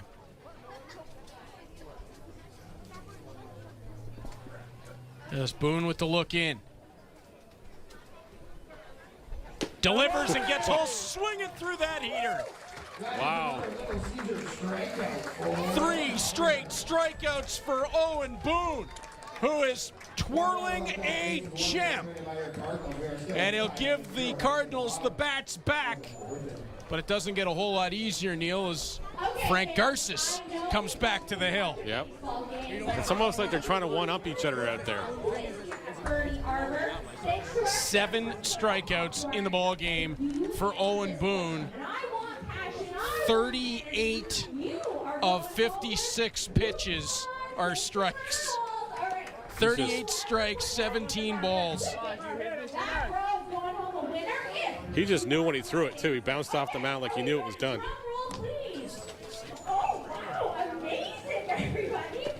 I stand corrected. 38 of 55 pitches are for strikes through 4 full.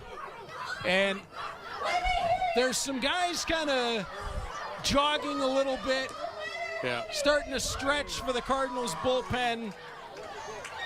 Not a whole lot of action going on down in the Barrie bullpen. No, those guys are just looking up for, somebody's down there with a bat having some fun. Other guys just sit on the bench, knowing, chomping some sunflower seeds, knowing, my number's not up quite yet. Frank's got the ball for a few more innings anyways, but I'm down here just in case. Connor Corey took his hoodie off and has started just kind of moving his shoulder, but he's not even throwing an actual baseball, as we're watching 2 of the finest in the IBL do what they do so very well. Exactly. This has been a lot of fun so far to this point, and I guarantee Garces wants to keep the fun going. Here he's going to be dealing with the Cardinals order, starting with Brandon Nickel, who popped up for the second baseman his first time up. As Nichols steps in. Of course, he set his team records down there in the college, but now he's got an opportunity to play here in the Intercounty Baseball League. Southern Arkansas superstar is Brandon Nickel. Had a career OPS of 991 in the NCAA. 991. Yeah. His freshman year, Neil, he launched 14 home runs, 84 RBIs, swiped 7 bags, hit .333 with a .407 on-base percentage. That was as a freshman. Yeah. Hey. Struck out 56 times, and that was his high in a season. He just reduced it year over year. So as he got used to playing at that level, he got better. Although Frank Garces gets him swinging through there to sit him down on strikes. as Garces ramps it up. 4th strikeout of the game for him. Well, you have to think he's sitting there on the bench watching Boone go out there and throw up three straight strikeouts up there too, and going, well, what am I, some spring chicken out here or something? I can do the same thing. So now he's got Salazzo at the plate here, and be another classic matchup between these two. We know what Salazzo can do at the plate. We know what Garces can do firing the ball, and Salazzo just got caught not being able to hold that swing up. Yep, plate umpire giving that one on the swing as he points at the plate. It was close. Oh, beautiful pitch on the outside edge from Garces. If you want to say the outside edge has been a little generous, it's been generous for both sides. Oh, exactly, because he's recognizing both guys have got stuff that moves. It's going to hit the corners. That one high and outside, making 1-2. Plus, you got to remember, it's not where the catcher catches it either. It's where it crosses the plate. Yeah, I think Trevor Bertrand has called a really strong game thus far. He definitely has. And we're talking about somebody debuting in the IPL, but he's clearly got a ton of experience.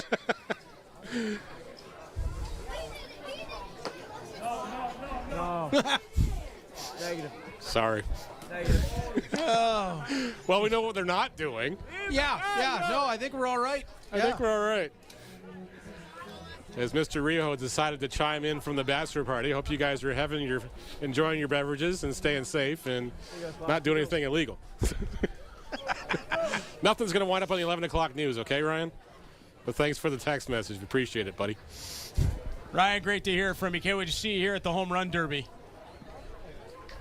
Garces paints the inside edge after he worked outside to Salazzo, comes back with it, and it's another strikeout. Oh, man, these guys are just dealing tonight. That's 5 now for Garces. I think we're going to have a master class in strikeouts tonight as far as the highlight reel. Oh, this is brilliance. July Vittini will step in. That should be the first guy out of the bullpen tonight. I got to follow this. Yeah. You're kidding me, right, Coach? Come on. Can't we just, let somebody else go? That'd be like sliding down on my chair with my hat on. Yeah. Because you're going to come in with probably a nothing game. Don't mess this up. Yeah, exactly. And if you're the one that messes it up, you're going to have either Boone or Garces staring at you the whole time. Yep. July Vittini has a double in the ball game. He has the only Cardinals hit off of Garces. Each pitcher has only surrendered 1 hit, and oddly enough, both doubles. Let's get on base here. 2-0 the count.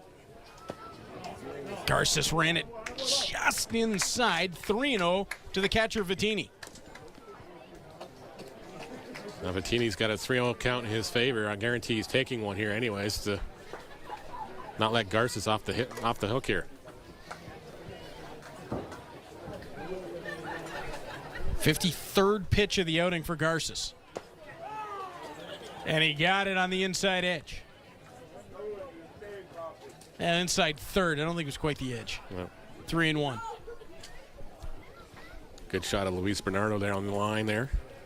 Just amazing to see how Garces and Boone have both been able to work inside, work outside, change angles. That one ran too far inside as Garces tried to do exactly what I was talking about. And Vittini will take a walk. Pointing at the plate to the umpire and moving his glove slightly inside and saying I was inside in the call. Umpire nodding his head. Okay, yes, now Garces knows where it is. Stepping up to the plate, the designated hitter, number 8, Josh Williams will step up.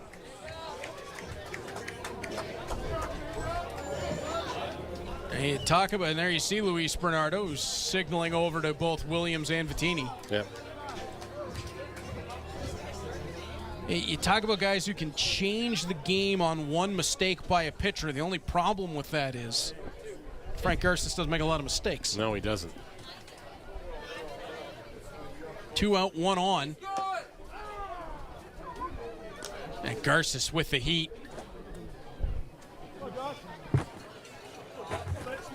Williams flew out to left his first time up.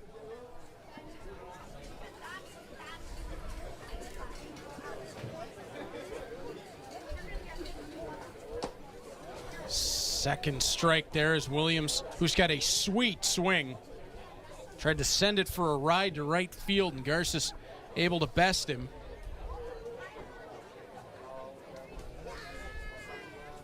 If Garces is able to retire Williams, it'll be through 4 innings, and Boone and Garces will have faced exactly the same number of hitters. That one misses low on Williams.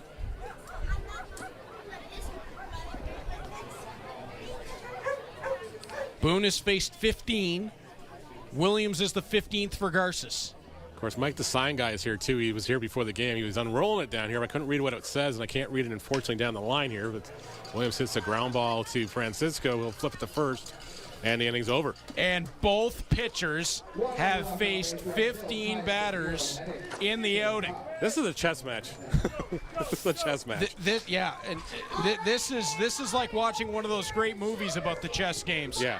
These two pitchers are putting on an absolute clinic through 4 innings. They're both below 60 pitches in their outing, which means they can still go for a while longer, Neil. And both of them have faced just 15 batters in the contest. This is crazy. This is something like, you look at the billing for this thing and everything else and go, yeah, you hope it goes this way. But then it's like when it does go this way, it's like you're going to run out of adjectives to how to describe it because you've used every one of them. And you look at all the offensive talent on both sides of the coin and how Boone and Garces have navigated this. Keep in mind, the last time we saw the Hamilton Cardinals at Burning Arbor State, they put up 8 runs on the Brantford Red Sox. Yep. So far, goose egg going both sides. Yep. As Boone takes it back to the hill. Oh, there's a good poochie. Yep. Uh-oh, somebody wants a treat. Little bandana there for the Cardinals. Yep. Giving our camera the sniffs. I believe the first 500 fans got the bandanas tonight, so hopefully Jenny got 1 or 2 of them for the pooches at home, because I'd love to see Winnie wearing that red one, and definitely have to take some photos with the dogs tomorrow anyways to show them off. If one gets it, exactly. Yeah, you can't. Because the little one will just bark her head off at the big one. I mean, like, at the end of that. There you go. So it's the same thing. You get 2 kids, and they fight over everything. Yeah, one has something. You got to make sure the other one gets it too. You know what? What my kids have started doing? Cutie, just hanging out. Wyatt, our oldest, when he walks into the kitchen to get something, Sawyer follows him so he can see whatever his brother gets to make sure he's getting the same thing. Exactly. Yeah, I know how that works.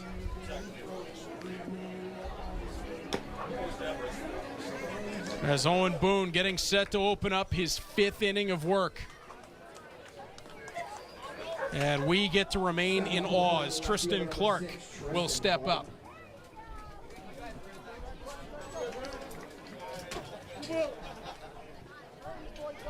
We knew coming to the ballpark tonight this was going to be a heck of a pitcher's duel, but I think it's exceeding expectations.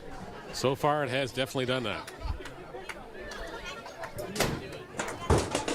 Just an update, Garces 58 pitches as he finished 4 innings, so Boone and Garces are in no danger right now coming out of this ball game as Clark, shot, skipped on Brown.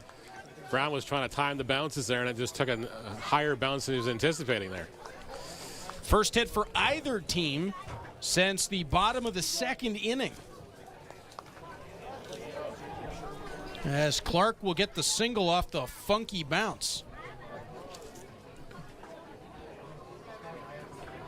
Clark, the former Team Canada Junior National Programs graduate, leads off at first, and Luis Beltran, the catcher now, will be the batter. Hot shot towards Brown that just skipped. And Luis Beltran flips that out of play.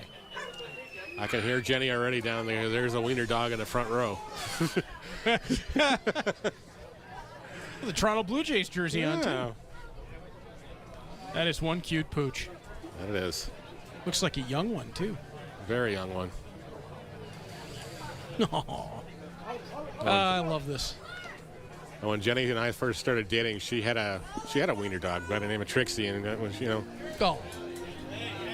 If you can win over the dog, you win over the girls. So that's how we went. Lots of treats. When I started dating Celine, it was Boston. He would sit on the couch, my golden retriever, in between the two of us, and he would look at me and go, "You can leave." Yeah. I found somebody I like better than you. Yeah. You can go. Like, geez, bud. Oh, yeah, no, he immediately became Celine's dog, and that's when I knew. It's like, you know. Okay. Dog approves, so, you know, she can stay. Not that he was picky, but this was completely different. This was like, yeah, she's not going anywhere without me, pal. Yeah. All right. We're now an item, so, you know, package deal. Deal with it. To the point at our wedding, if we could have figured out a way to make it work, we were going to have him as the ring bearer because he was just big, huge. Yeah. 2-1 the count for Lelise Beltran.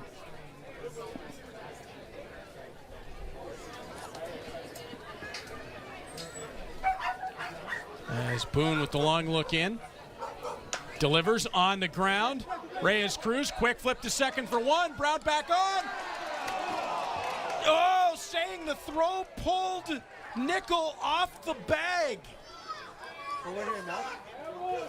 Oh, I have to see a replay of that.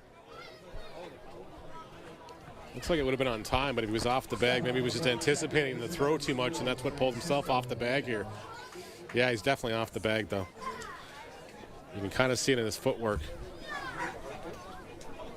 Even Boone thought he had it, but then he realized he punched the glove, and he goes, oh, almost. So the fielder's choice will go 4-6 as Reyes Cruz with the flip over to Jaden Brown. I think you're right, Neil. Wow, Francisco Fernandez nearly took out one of his coaches.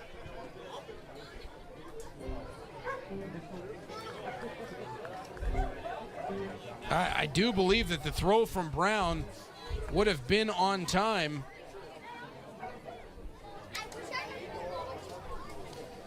We got to shout out Adam Ott as well because we forgot to do that part when the Mr. Rio acknowledgments, as they're both having some fun. Boone turns back, one for Brown, on to first. That one's the double play. Oh, they just keep on rolling. I know it happened on the other side, but I think Adam Ott, who's a pretty slick fielder in his own right, would appreciate the handiwork right there from Owen Boone. A little flip to second and on into Brown's glove, and boom, right into the hands. Will hit the break and return the Cardinals bats in their hands on Cable 14.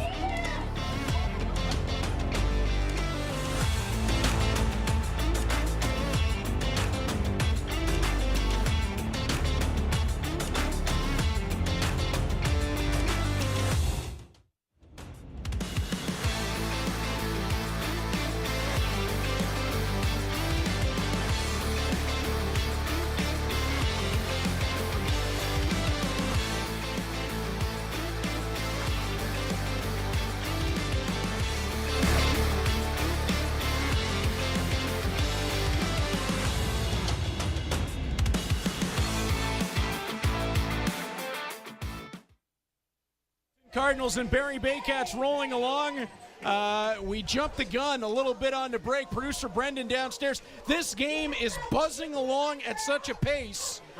He thought that we already had to get to the break. Yep. And we were at the middle of 5, not the end of 5. Of course, we don't want to miss those breaks, but Brendan has done such an incredible job for us downstairs. Was feverishly looking at his run sheet. And exactly. It's all color-coded and everything else. He thought he jumped the gun here. You know what happened there, Reed? What's happening? Like 7 people told me middle 5, and I said, no, it's end of 5.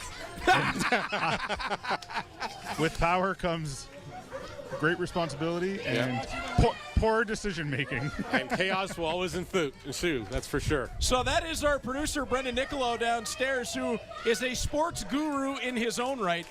Brendan, from your view in the truck, how are you enjoying the pitcher's duel we got going tonight? Yeah, we got a lot of good camera operators out there tonight. Big crew. General Manager Jono, you normally see him running around all over the ballpark. He's in the director's chair tonight. So, okay. If you like it, send messages. If you don't like it, send messages. So we know who to compliment when we get the right shot and who to blame when we don't. Yeah, okay. That's exactly it. All right. As Garces delivers to Andrew Johnston, and he'll induce the pop-up. Bottom of 5 starting quickly as Garces gets the fly out on Johnston, and we just continue to roll right along. Of course, we should probably take a quick look at the Outer Town scoreboard. As there is actually, believe it or not, 2 other games going on in the Inter-County this evening. At London, the Majors are leading the Maple Leafs 3-1. That one's in the top of the 4th inning. Just up the road in Brantford, the Red Sox are leading the Welland Jackfish in the top of the 3rd inning. That's 2-0. Whoa! It's a different Brantford Red Sox. As Garces winds and delivers, and that's strike 1. Yoki Pena stepping in. Pena flew out to center field his first time up. After, as we mentioned, having drawn 5 walks in the home opener. I don't think I've ever seen that happen. No, not usually doesn't happen. Like maybe 3, maybe 4 max, but 5 is just unheard of. I'd have to look back in the record books as Pena sends this into center field again, and under it, Noel McGarry Doyle 2 away. Kevin Youkilis, who I was a huge fan of during his time with the Boston Red Sox, the Greek god of walks. Yep. As good as he was at drawing them, I don't think he ever had 5 in a game. The Red Sox have always had guys that could draw walks. I remember Don Baylor growing up was one of those guys would always just seem to get, every time the Jays would face him, they'd walk him. Just because he would just have an uncanny knack of either getting hit by the pitch or walking. So, he was always on base. Remember in the Kirsch Breakers, Mark Bellhorn had a pretty good way of doing that, the oft-forgotten second baseman who was a much better player than he ever got credit for. Yeah. Of course, so is Derek Lowe, but when you're pitching in a staff that's Pedro and Kurt Schilling is, diving play just out of the reach of Brandon Hernandez, and Tommy Reyes-Cruz is on with a single. A valiant effort by Brandon Hernandez at the shortstop position. Almost brought that one back in and just gets out of the glove. You just see the replay now. Look at the range on Brandon Hernandez. Yeah. Covers a lot of ground in a hurry and almost got that. Oh, right at the webbing of the glove. How did he cover that much ground? He's a speed demon. Yeah, it certainly wasn't for lack of effort. Cardinals 1 on, 2 out. Jaden Brown trying to move things along. Yep. Garces and Malik Williams having a conversation if he wants him to hold at the base here, if he wants to step off here, as Tommy Reyes-Cruz has a sizable lead over there at first, but not a big one. Garces, the lefty, has the best look over. Yep. And Williams is going to hold him close here anyways to start this at bat. 1-0 is the count, as we kind of crazy to think that we're in the bottom of 5 and we're just now getting to the darkness part of the evening as the lights really making an impact. Legendary stadium here in Hamilton, and the work that's been done on it is just outstanding.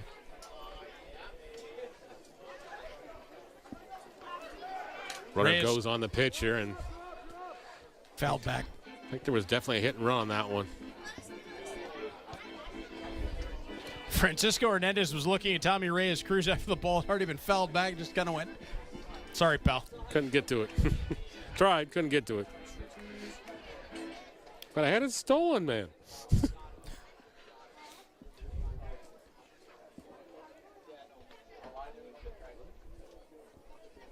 1-2 the count.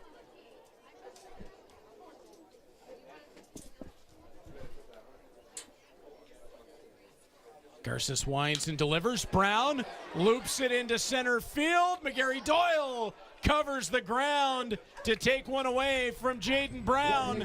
We're through now we're going to go to 5 commercial. innings of play. Now we're headed to commercial. Producer Brendan, take us away.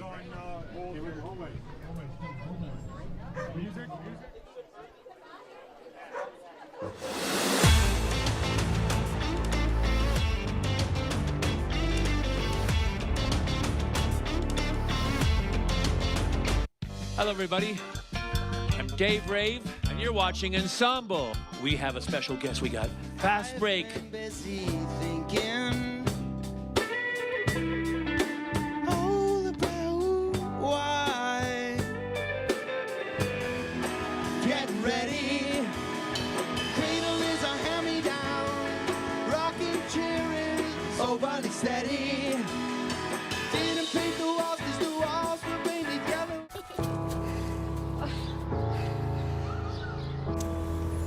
consider how fun it's at.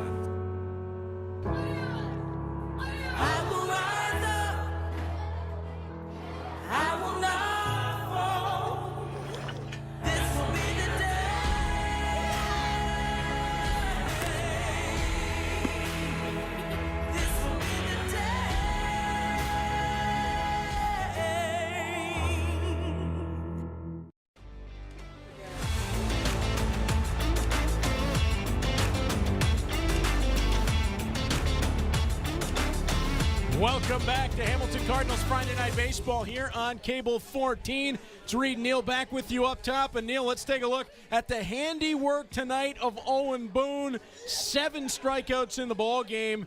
We're in a great pitching matchup, and Boone has been everywhere on that plate. He's been painting that corner, painting that inside, painting it outside. You see him striding off the field. Boone has been in control of this ball game. The only tough part for Owen Boone is the guy across the diamond from him, and Frank Garces has been every bit as good. That he has been, and it's just an absolute delight to watch these two guys go head-to-head here, and as Nolan McGarry-Doyle will take to the plate now.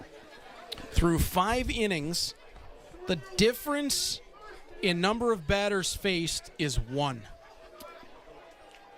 between the two pitchers. Just 4 hits in the ball game in total. McGarry-Doyle on the ground. Charging it is Reyes Cruz. Quick flip to nickel. 1 away. You can definitely tell we had a lot of rain because that grass took a big bounce there. Mm-hmm. A lot softer and a little more cushioning going on there as Tommy Reyes Cruz had to catch that one on the bounce there. Boy, did we ever have a lot of rain. Goodness.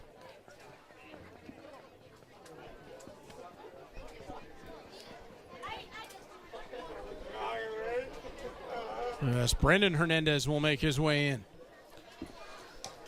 One of the 2 hits for the Bearcats, a double in the first inning. So he takes strike 1. Boone on that outside edge.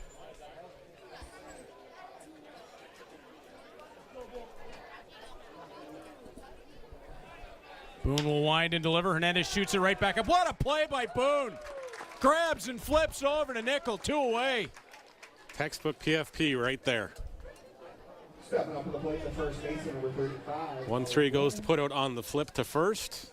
2 away now for Malik Williams. Owen Boone played some road hockey goalie at some point. I'm pretty sure he would. Look at this stop. Right there. Got him. Didn't even need to hit the butterfly. Just stand up. Yep. Old school, Chris Terreri style with the red bucket. Now there's a blast from the past. I can see that Jofa helmet on his head. Hey, he's wearing a red hat. I had to dig back into the memory bank for one. Yep. The good old New Jersey Devils uniforms with the hints of green in it. Those were so cool. They were. I was never a big fan when they went to the black. I liked the green better. I did too. Malik Williams will step in, flashes that one foul. Now, unquestionably, they've had more success with the black, but that had something to do with, a guy named Stevens and a guy named Niedermeyer and a guy named Brodeur. Yeah, those guys. Pretty good. Pretty good. Yep. Remember Scott Stevens playing one of those, is going to date myself, the Kitchener Rangers. Jeez. Way back when. I think that my first OHL game was Kitchener, and I think they were the Guelph Holiday Platers back then. Yep. Before it moved to Owen Sound, and then of course they got the Hamilton Dukes, became the Guelph Storm, and the rest is history. The Hamilton Dukes, the only team to ever be kicked out of a Memorial Cup as the host, as July Fattini catches that one in off the tip, and it's another strikeout for Owen Boone on Malik Williams, his 8th of this ball game, and the Cardinals will head to the bottom of 6 with their pitcher in control. 8 punchies for the ace. Not a bad night at all. Watch this. Like, I can only imagine the conversation going back to the dugout with these guys.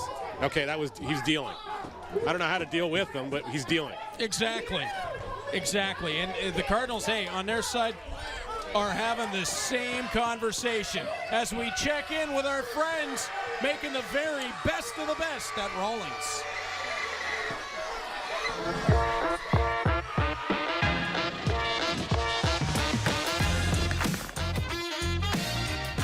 first professional glove. That's the one I remember the most. When I was coming up, even though it wasn't that long ago, having your name on a glove was a big deal.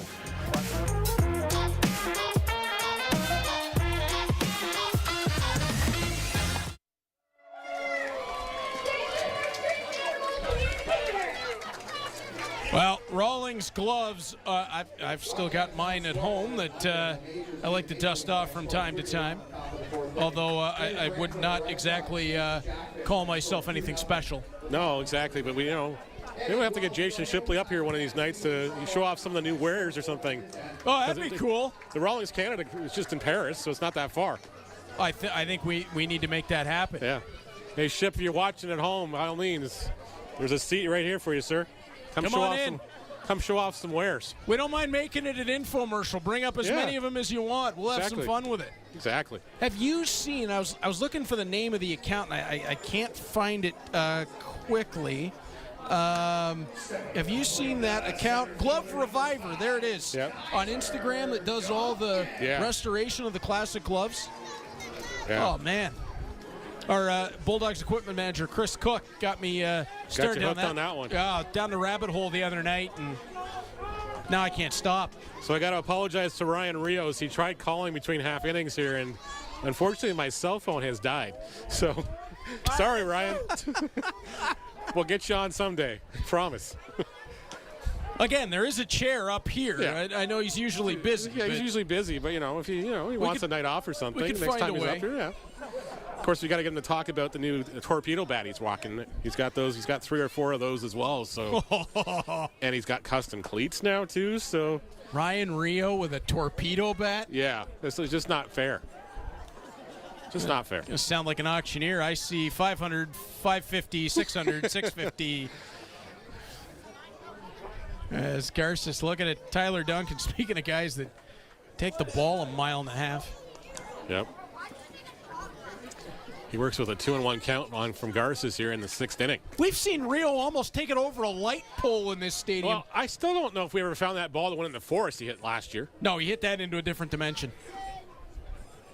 Amelia Earhart caught that. Duncan caught looking at the strike, 2-2. No, but it's nice that we have those relationships with players and everything else. That they're even not at the ballpark, they still want to be part of the broadcast somehow. Makes it fun. It does. Yeah. Absolutely. Cast of thousands. We appreciate the assistance. We need it. Yes, we do. Cursus will look in for the sign. And gets Duncan swinging through that. Oh, Frank Garces. This is wild. This is one of those games you don't want to end. You want these guys to just keep going and see what's going to happen here. But, eventually they're going to leave these ball games, and it's going to be up to the bullpen. And then the poor guy is going to have to come in after that. It's like you said earlier, how do you top it? You just don't mess it up. That's all you do. Just don't mess it up. Talk about welcome to the IBL, the Southern Arkansas superstar in Brandon Nickel facing Frank Garces. Puts that one on the ground. It's short. Hernandez crossed the diamond, 2 away. Just no easy at-bats. Nope. And that'll bring the conductor to the plate.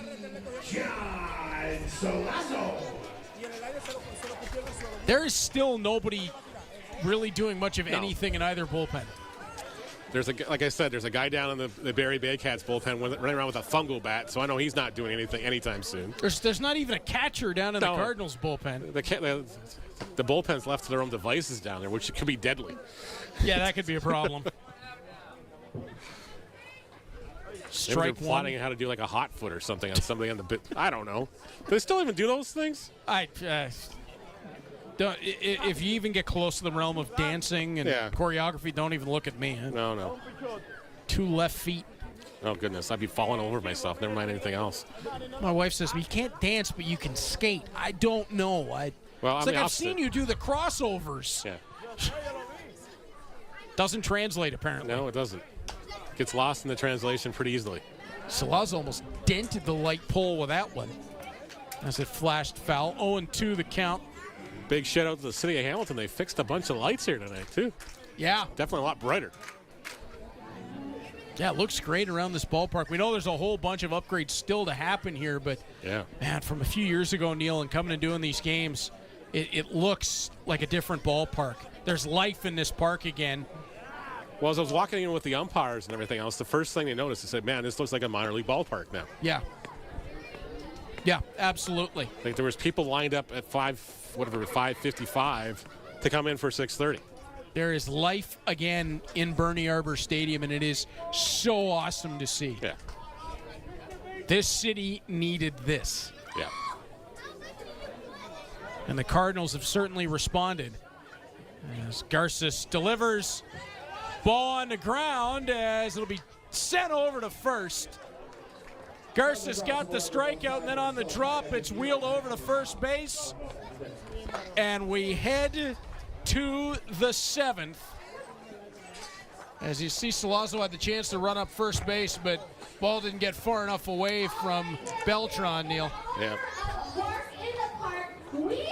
So as we head towards the top of the 7th inning, we say a big thank you to our friends at Little Caesars, 969 Upper Ottawa Street. They feed the machine that is Hamilton Cardinals Friday Night Baseball on Cable 14. Definitely takes an army to bring these broadcasts to you, and thanks again to our partners at Little Caesars for not only taking care of the crew, but, you know, also helping strike out hunger here at the ballpark with every Cardinals strikeout throughout the season. I love Little Caesars pizza. And the crazy bread. Oh, the crazy bread. Definitely a fan favorite in our house, I'll tell you that much. Usually it's like, you know, okay, we're getting 4 pizzas, and we got to make sure we get 4 loaves of crazy bread because there's always, you know, people that want more bread than they want pizza. Yeah, don't let me loose with a bag of crazy bread. No. It's not going to last. Owen Boone back to the hill for the top of 7 in a game that has just absolutely motored. Yep. And yet we sit scoreless.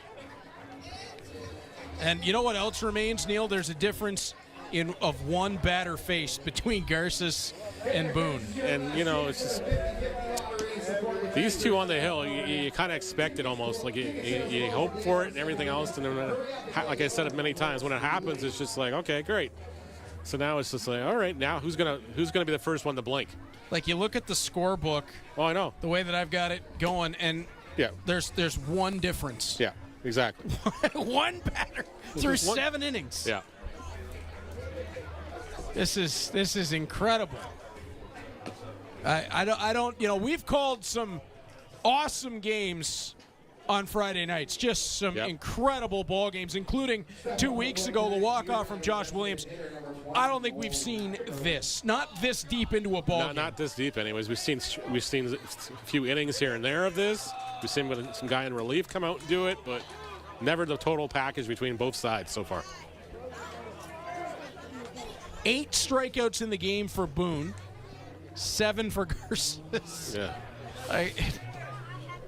They're just not leaving you a whole lot to pick from. Nope. Garces has faced one more batter. And Boone opens up Macchiabrota with a strike. He didn't like that call at all. I got to feel like Macchiabrota's got to be a little frustrated. He's gone down on strikes twice tonight. Yep, and it's been pretty much the same spot every time, both times, too. The Boone just seems to have that number on him. Outside edge, not enough. Not enough. Bettini tried to pull that one back in, but it was just not close enough. Again, if you want to say that the outside edge or the inside edge has been generous, it's been generous both sides. Yep. So I don't think you can have any issue with the way that Trevor Bertrand has called the game tonight. None. Absolutely none. I think he's done a great job because the strike zone has been consistent for both pitchers. And you got both guys out there, and they know where the zone is right now, so they're going to hit those spots. They know what they've been getting away with all game. They're going to be throwing it back in there and go, okay, yep. Good luck hitting it. Well, and that's the key. Trevor set the strike zone, and it stayed there. It has stayed consistent the whole night. Exactly. As Boone winds and delivers, got him staring at it again. Nolan Macchiabrota is going to see Owen Boone in his nightmares tonight. 9 strikeouts for Owen Boone. Willie Garcia will step in. What a performance. If we had those K signs tonight, we'd have the whole side filled. 9 Ks for Owen Boone. Garces does have 7 on the other side. In this incredible pitching matchup, Garcia on the ground, stabbed down by Reyes Cruz as he moved to his left, and it's 2 away. Willie Garcia probably had to sit through that at a bat with Nolan Macabrota and knew it was coming up the next pitch here and going, okay, I'm not going to give him the opportunity to get me on another strikeout. I already have 2 of those on the night. That's a former professional going up to the plate going, okay, I got to hit the baseball. Got to put it in play somewhere.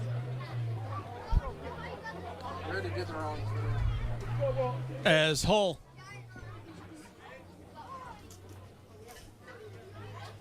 stands in. Looking to change the fortunes for the Baycats, and he gets opened up with a strike. Noah Hull's just trying to time himself, remind himself here where he's got to go with his ball. You see him stepping out of the box here.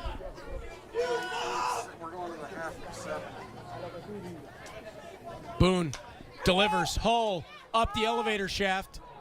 Actually drove back further than I thought. Racing on for it and collecting it there was Andrew Johnston, showing impressive wheels.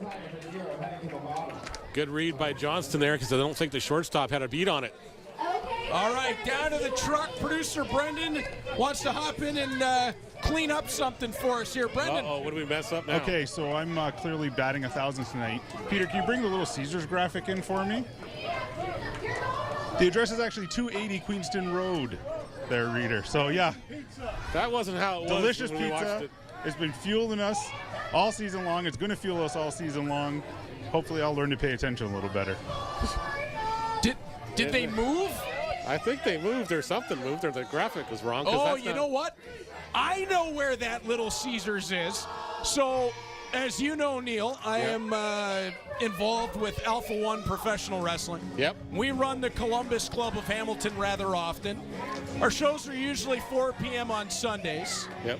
And after the show, there's been a few times where a few members of the roster and I have made our way over to that Little Caesars. Nice. So I know how good the pizza is over there firsthand.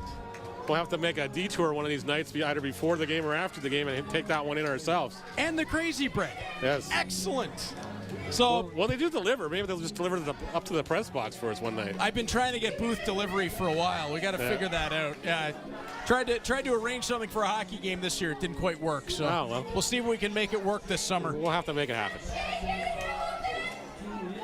As Frank Garces back to the hill for the bottom of 7. Are we surprised? That's a rhetorical question.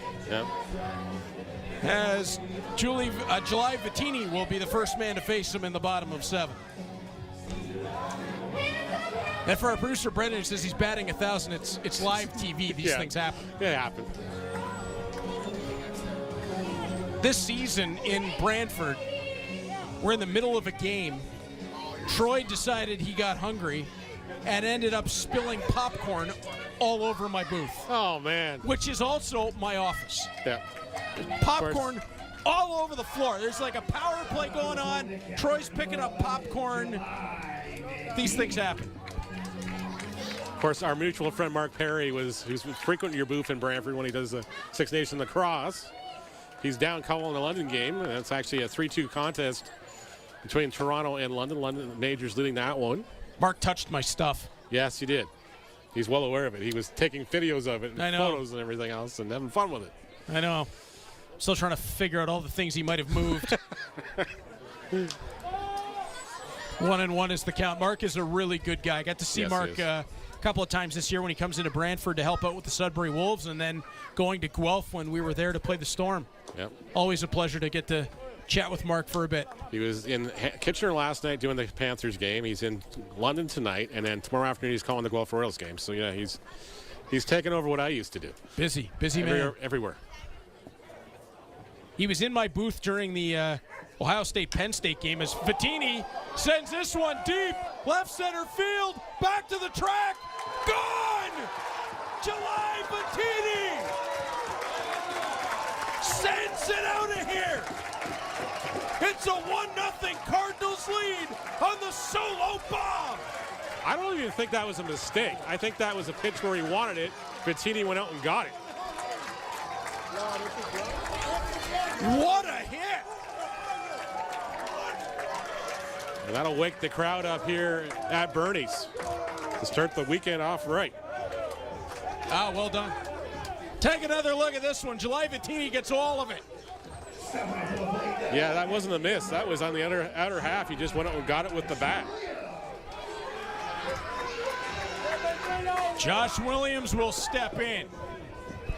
And you're right, Neil, that put a charge into the crowd here at Bernie Arbor Stadium. And now we do have activity down in the Barrie Baycats bullpen. And Williams able to slide one through. I think the confidence is building on the Hamilton Cardinals bench right now. They're seeing guys in front of them do something. They say, okay, it's my turn now. Williams with the single. Andrew Johnston will roll in behind him. No, I stand corrected. Nico Kakatos. Cardinals, number 10, Nico Kakatos. So Johnston made the play to end as Johnston's walking down towards the bullpen now. He's probably got to, well, we only have two catchers, and well, they were both in the game, so one of them had to come out to go catch the bullpen. Ah. As Kakatos looks at a first pitch ball. Well, and this is also the benefit for Chris Piano and company this year as well. This team's so much deeper than we've seen. We've seen the Cardinals put good, solid rosters together. This team is exceedingly deep, and you can bring in a Nico Kakatos, who takes it on a ride to left center. That'll land to the track. Josh Williams rounding and holding at third. Williams still battling a little bit with a hamstring injury here, so he's not going to be able to crank up the Jets too often, but he stops cautiously at third. Kakakos was with the double here, and the Cardinals have got something going here big time in the home half of the 7th inning. Nico Kakatos steps into this ball game in the bottom of the 7th inning and makes an impact. And a mound visit here with Garces and Beltran. Yep, and there's definitely activity now. Double barrels by the looks of it. Somebody else is getting loose down there. Another catcher just put the gear on down for the Baycats.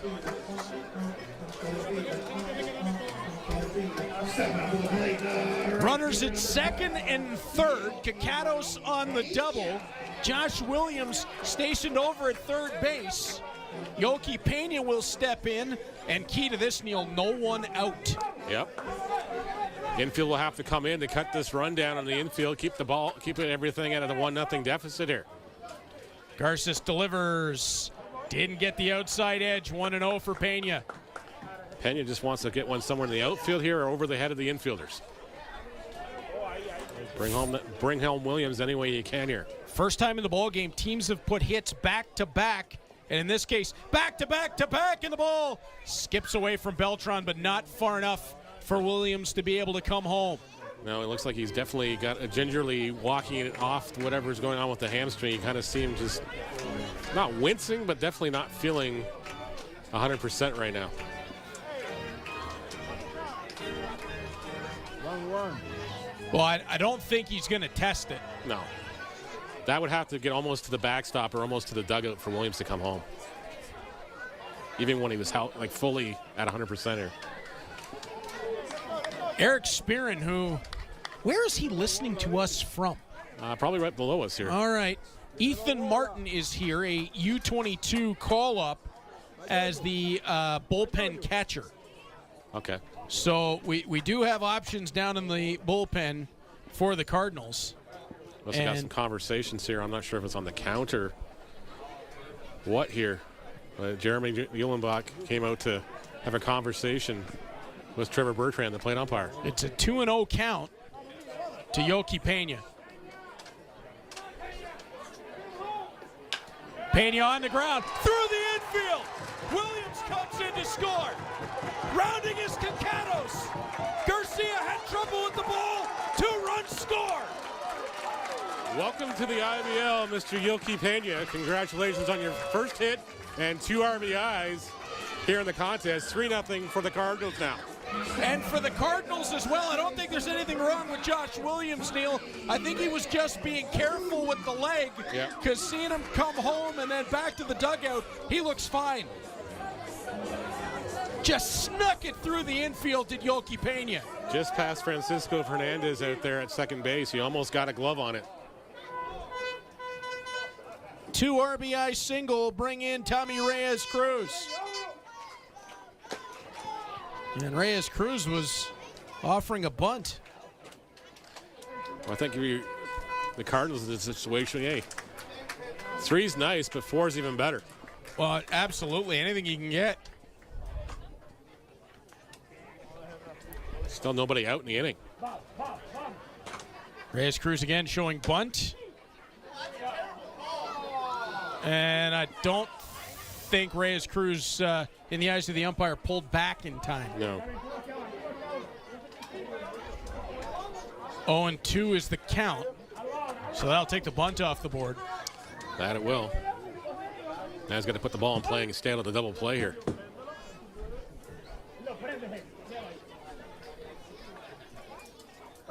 Garces checks back on Pena at first. What an inning for the Cardinals. July Vittini set the pace. The leadoff home run. Josh Williams a single. Nico Cacato steps into the ballgame with a double. And then the 2 RBI single from Yoki Pena. Willie Garcia might have been able to make it close on the throw on Cacatos, but the ball didn't cooperate with him. I think he was trying to get the ball into his glove, and it just skipped away from him, too, because the grass, again, like you said, we got a lot of water in this grass. So it has been cut, but it's probably a little higher than he was expecting. Garces checks back again.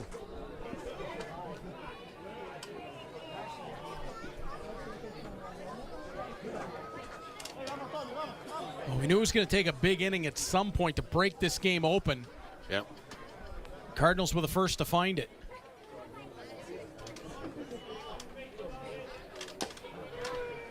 Garces gets Reyes-Cruz looking. Rebound there from Frank Garces on the strikeout. 1 away, and Jaden Brown will step in. Jaden Brown.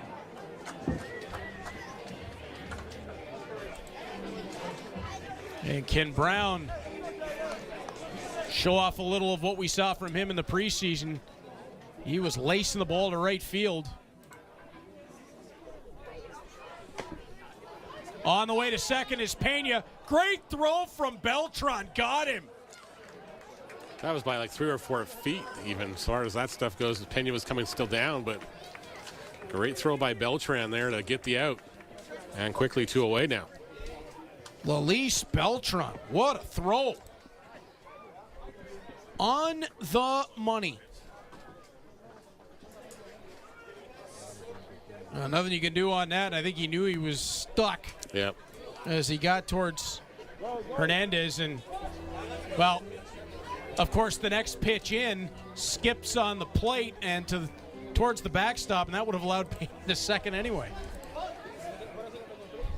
So now from 1 out to 2 very quickly, and nobody on for Jaden Brown, but he'll be ahead in the count 3-0.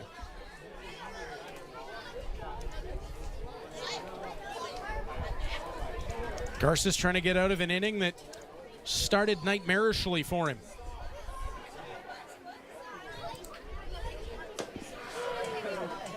Three and 1.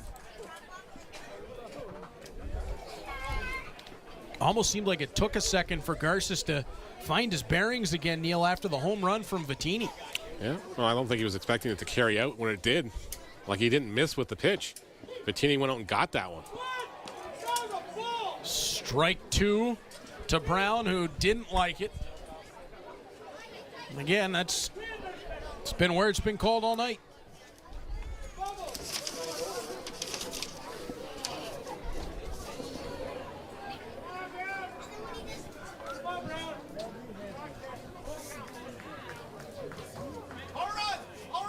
Jaden Brown to look out towards Garces. Garces will wind and deliver. and lost him to the walk. Brown did not go around on the swing.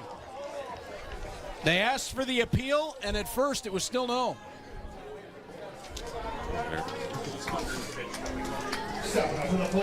Garces out of his 100th pitch. Well, the next pitch he throws here is Tyler Duncan will come to the plate.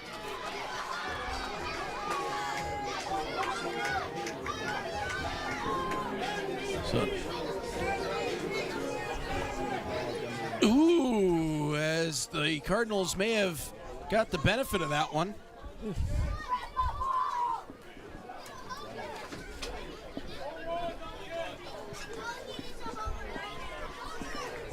Garces winds and delivers to Duncan, who puts it on the ground just off of third, fired on from Hull to Williams, and that'll do it for the bottom of the 7th. But Neil, the Cardinals strike for 3 in the frame. Yeah, 3 runs on 4 hits in the frame and breaks the goose egg here and have a comfortable lead. We'll see who's coming out here. If his Boone's coming back out, or we got going to the bullpen. It looks like it is definitely going to be Owen Boone from one more inning by the looks of things, as nobody is throwing it. We'll turn it back to Owen Boone when we return to Hamilton Cardinals Friday Night Baseball on Cable 14.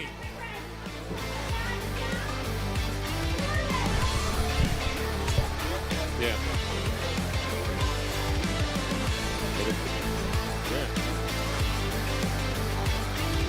Be sure to tune in to the next episode of A Little Market Insight, where we are going to be sitting down with Ryan Wilson from Garden City Environmental, talking all about mold and asbestos removal. Then we're going on the road to EMCO, where we're going to be talking all about plumbing fixtures. And then lastly, we are joined in studio by Derek Mount from Nest and Rest Property Management. So be sure to tune in to this next episode. You can catch it on Cable 14 and cable14.com.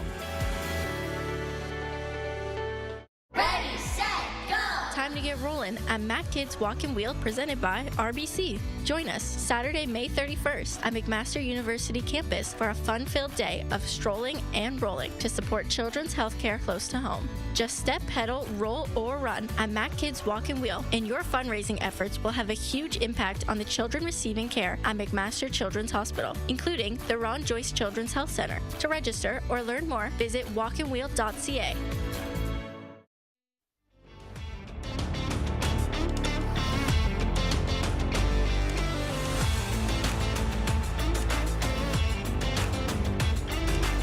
Welcome back to Hamilton Cardinals Friday Night Baseball here on Cable 14. If you're just joining us, where have you been? A pitching duel that has been a classic between Frank Garces and Owen Boone, broken open in the bottom of the 7th by the Cardinals. July Vittini with a home run, and then Yolki Pena a 2 RBI single to give the Cardinals the 3-0 lead, and Owen Boone back to the hill for the top of the 8th. Boone looking to give his pitching staff, a little bit of a break, especially when they have a lot of ball games this week.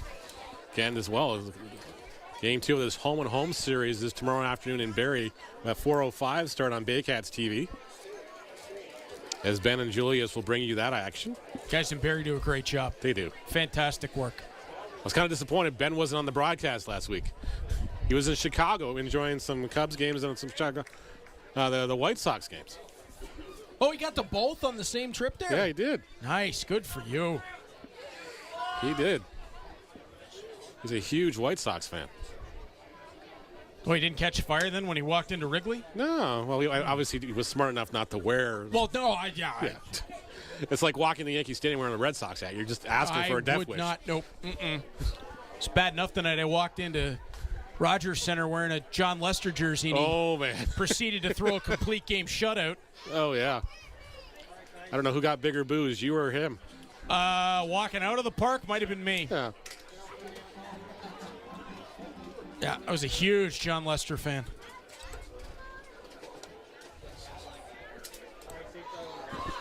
Well, he was a heck of a pitcher, that's for sure. Another one of those guys, like Derek Lowe, just so underappreciated in Red Sox history. Yep. Of course, when you've got a history that spans well over 100 years. Yep. Well, a lot of those were very painful years. Until the curse was reversed, and then, since then it's been okay. So for Cable 14 viewers as well, tomorrow's game in Barrie is going to air live here on Cable 14. We're going to pick that one up from Barrie as Tristan Clark shoots this one high, deep into right field, and gone!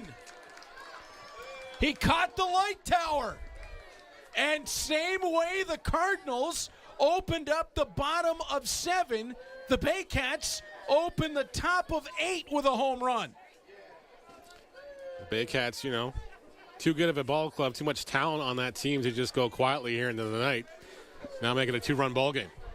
Just watching Yoki Pena track back, and he had to keep going, and the ball just kept carrying. That one looked like it was just out of the hand of Boone, missed in the zone where he wanted it. Bettini had the glove kind of more inside, and it looks like it just hung over the plate a little too much, and Tristan Clark was able to put it out. Luis Beltran trying to catch up to the heat from Boone. You got a veteran catcher back there shaking his head at what Boone's throwing him. Further to the point, we'll have the game tomorrow from Barrie here on Cable 14. Then again on Sunday, we'll have the Cardinals game here at home. That we will. So as you mentioned, Neil, busy weekend for the Hamilton Cardinals. That it is. But at least they'll actually get some games in, knock on wood, real quick. Yeah, well, exactly. Well, there is some wood around here. There we go. As Boone winds and delivers, gets Beltran swinging through that.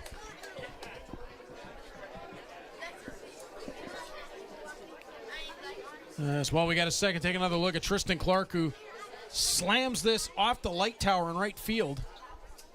As you see, Yoki Pena just kept tracking, and the ball just kept drifting and drifting.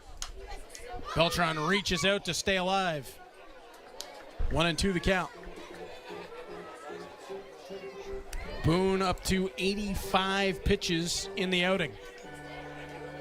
And now 2 pitchers getting loose for the Cardinals. One appears to be Caleb Sorosky going on the locks. Yep. Corbin Peters might be the other. Hard to tell from here. Gets Beltran swinging. 10 strikeouts in the ball game for Owen Boone.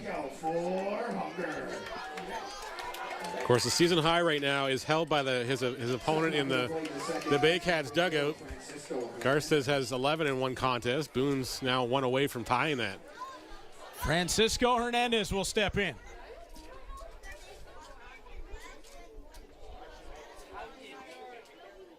Just take a quick glance at the out-of-town scoreboard between Boone pitches here.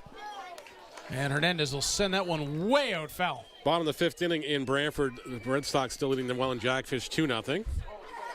And London is still clinging to that 3-2 lead over the Maple Leafs at Labatt Park in London. And it's now on the top of the 6th inning. Different Red Sox team.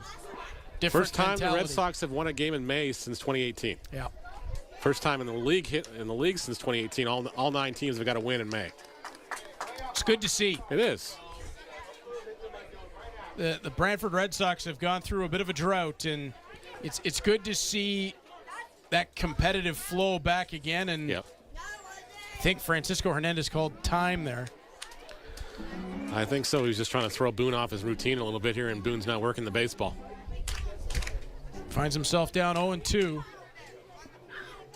Boone at 88 pitches in the outing. Been very, very efficient with his pitch selection. Here comes 89. And it's on the ground. Reyes Cruz over to it. Quickly on to Nickel, 2 away. Lineup turns over to Noel McGarry Doyle.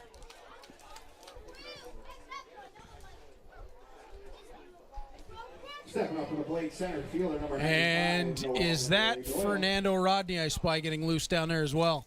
It looks like he's definitely down there.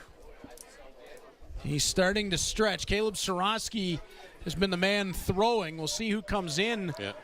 Got to think Rodney gets first crack at the 9th.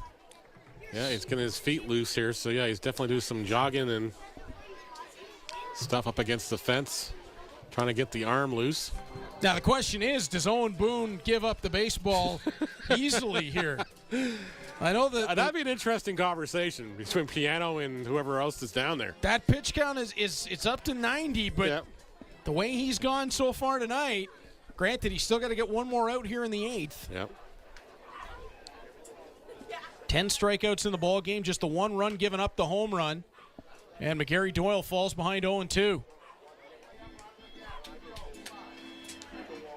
10 strikeouts to 1 walk. Yeah, he doesn't miss much today. 3 hits, 1 walk, 10 strikeouts. He's through 7 2/3 at the moment. I almost want to get both those guys to do their own commentary on this game at some point. Oh, that'd be fantastic. Just the insight. Yeah. Or get them to do commentary on each other. Mm-hmm. Boone delivers, try to I get like McGarry that. Doyle chasing. We're going to have to make that happen. Get them to break down each other there. Yeah. There you see, I believe that is Caleb Sorosky. Yep. Who was the first man to grab a glove. And don't forget, we also re-signed Jacob Gajic this week as well, too. So. Right. Is that?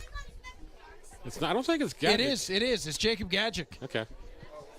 Yeah. The hair threw me off. I thought it was Sorosky I'm looking for the crouch more than anything else, but he hasn't gone into it yet. Yeah.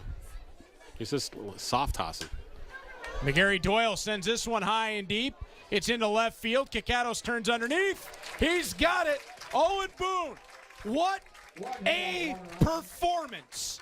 8 full, just the 1 run against, 10 strikeouts, and he's still not satisfied with it. Yeah, and I think he just got the handshake and the, hey, by the way, you're done. Heck of a performance from Chris Piano. Unbelievable performance from Owen Boone. Frank Garces is going back out for the 8th as well. Another guy you're going to have to rip the ball out of my hand kind of thing, Coach. What?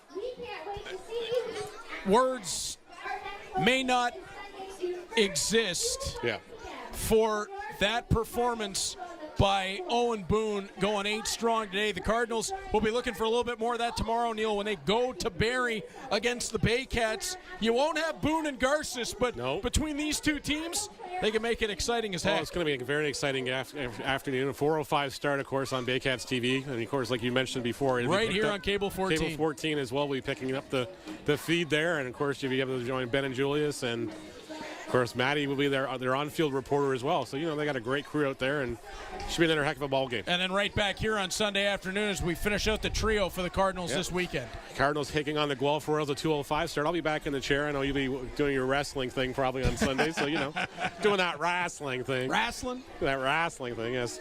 Jenny's not a fan, so, I have to watch it all by myself in the confines. The dogs come up and join me because they want the snacks. And Nick, I'm being told in my headset, Nick's Game 7 coming up against the Pacers. We got to be real careful because I would love an invite to the Pat McAfee show at some point. Yeah. So I got to be careful what I say on that series. Yeah. So I don't want to. Maybe we should just write a sign for it or something and just hold it up. I know Jono is saying Knicks in 7. I'm like that whole crowd at MSG last night. Jono downstairs is a huge Knicks fan. Yeah. Well, I can tell. He just told me he's that Knicks fan. I knew that. Yeah. Oh, I knew that. It's going to be interesting to see who comes out in that series. Yeah. And of course, congratulations. And I know Zach Hyman not able to play due to the surgery on his wrist following Game 6 in that series against the Dallas Stars. But congratulations to Zach and to the Edmonton Oilers on advancing again. Canada's last hope for a Stanley Cup to return for the first time since 1993. So what's your take on touching the cup, the trophy last night? Because the Oilers fans, you watch all the social media and everything else, they're all in horror. They're all in shock. Rockets it into left field, and he's on with a single. Opens up his account in the IBL. And Brandon Nichols got himself a batting average on his first night here in the IBL. Now, I used to be a guy who would say, no, I wouldn't touch it. Yep. Then I got to work with Jay McKee. Yep. Who, after we won the Eastern Final in 2022 in North Bay, was pretty much wrapping his arm around the Bobby Orr trophy and sticking it on the bus next to himself for the ride home. So after that, I think it's okay. That series turned out all right for us. Yeah, I think it's just, Almost didn't.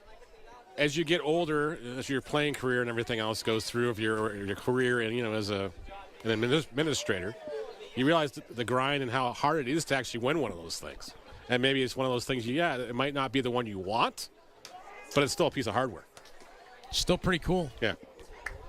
I got to have a day with the Bobby Orr Trophy and with the J. Ross Robertson Cup. Yep. I'll tell you, it feels pretty good when you're in the off season looking back at it. You got hardware on both sides of you. No question. I remember the trip home from the University Cup in 1997. That thing stayed very close to me for a couple days. Salazzo, flare, Hernandez not able to bring it in. That one just died into no man's land, and the Cardinals have got 2 on board here, and Salazzo collects another single. Nickel pushed up to second. Salazzo following him up. To the plate, catcher number 11, July Vittini. July Vittini, who started the rally for the Cardinals in the bottom of 7. Now with an opportunity with 1 runner in scoring position, and Salazzo over at first. Yeah, I'll never forget that, hoisting the Robertson Cup over my head. Center ice at, what was First Ontario Center / Cops Coliseum. Yep. With over 10,000 people in the crowd. That's amazing. It was a super emotional, especially that season. It was the first season back from COVID. We were already late June. We were already a month and a bit past where the Memorial Cup is, where the OHL final usually runs to. As Vittini almost swung out of his shoes. The grind of that season, that year, to complete it with that trophy was just, it was something special. Little did I know I was on TSN while I was hoisting it. Well, there you go. So you probably got it clipped somewhere, and it's somewhere in the Duffy vault. Oh, a bunch, because a whole bunch of people started sending it to me as Garces gets Vittini staring at it. And Vittini down on strikes for the first out, and that'll bring up Josh Williams. Somebody's not happy with the umpire call there on that one, but Step up to the plate, designated hitter number 8. Been the same the whole night. I'll keep going back to that. Oh, exactly.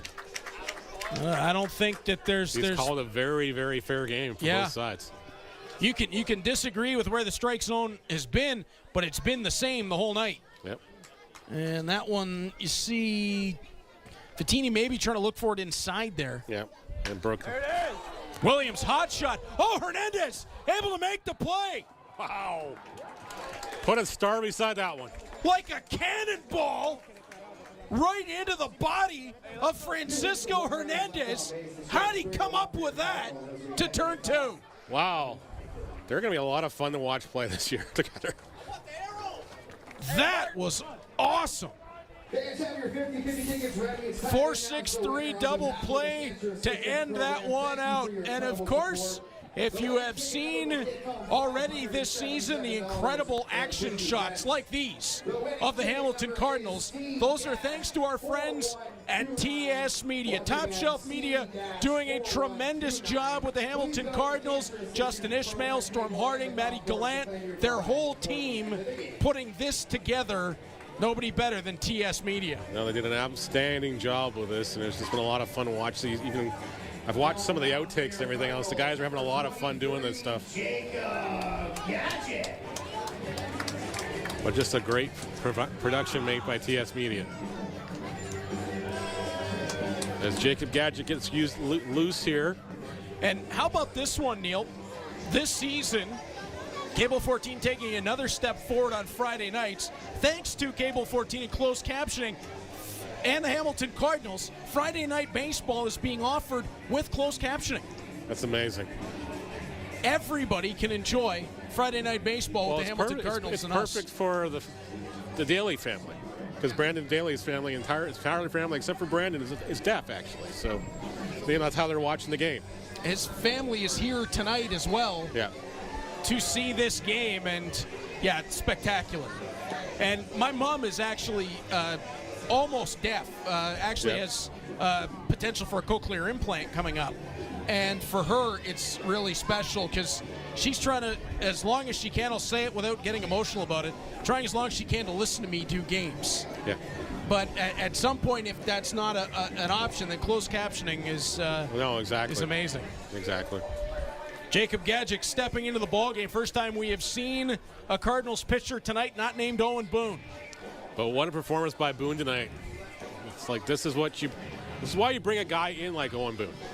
To anchor the staff on a big game like this, he takes the baseball and he goes out there and shoves it for 8 innings. Now, got to imagine Fernando Rodney has seen action in the first 2 games of the season. Jacob Gadget just rejoined the team. This is a save situation, but got to imagine this is in part due to they got to get some other guys time on the hill. You got to get guys in here as far as you got to get those qualifications for the postseason. And there's no guarantee later as we go into these things. Boone might be in a situation where he's like, you know what, Coach, I'm feeling good. I'm going back out for the 9th. And this is the first time that Gadget has worked with Vittini in a game. Yeah, so you're going to hear it's probably some introductions to say, hey, what do you like to throw? And Bernardo coming out to make sure that the communication is there. Yeah, exactly, because July's not first language is not English, but it's still baseball's a universal language, and Luis is probably just translating. 1's fastball, 2's curveball, and whatever else is 3. Yep. Brendan Hernandez will be the first man to face Jacob Gadget this season. Now, we saw Gadget turn into a dominant bullpen arm last year. He and Zach Cameron were going back and forth in this Cardinals bullpen and really providing quality innings. That they were. Of course, Gadget gets into that crouch that you mentioned earlier, and you like Craig Kimbrell. Yep. Guarantee you'll see some youngsters in here in the crowd imitate that by the end of the year. And Gadget's first pitch, not where he wanted that. 1-0 on the outside. 2-run lead here. You don't want to let the Baycats slip back through the back door here. Well, and that's the thing. They need Gadget to come out and work a solid inning. And that one on the ground is going to twist foul 1-1. I'm not sure if that went off Hernandez or not on that pitch, but yeah, it looks like he's just taking a couple seconds here, so maybe it did. Maybe caught him on the inside of the leg. Minnesota State University for Jacob Gadget.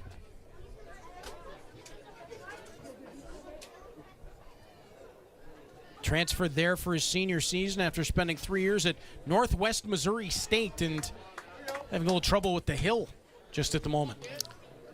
That one looked like he slipped out of his hand a little too far inside and just kept tailing inside rather than going out. 2.57 ERA over 14 innings last season for Gadget and 12.2 strikeouts per 9. Wow. 3-1 here to Hernandez as he tries to get back into the rhythm that he had last season. Tremendous numbers collegiate as well for Gadget. Product of Sir Alan McNabb's secondary, local guy. As Hernandez, wow, laced that one back. Bit of a headhunter right towards the pitcher. And that'll get Hernandez on the board with the single. Time run now coming to the plate in Malik Williams. Sounds like a laser beam up the middle here. As Gadget just had to get out of the way. Tried to turn and stab it with the glove, but that was well hit by Brandon Hernandez. Maybe that does knock it down anything. I don't think anybody in the infield has a play on it. Malik Williams followed by Nolan Maciabrota. And a first pitch strike from Gadget to Williams. I think that one fooled Williams. He thought it was more inside, but it broke out. Didn't really like the call. Let's see if that gets Gadget more into his rhythm. He's definitely like a rocker out there. He doesn't stop at all until he actually comes to the set. Winds and delivers. Inside third. 0-2 to Williams.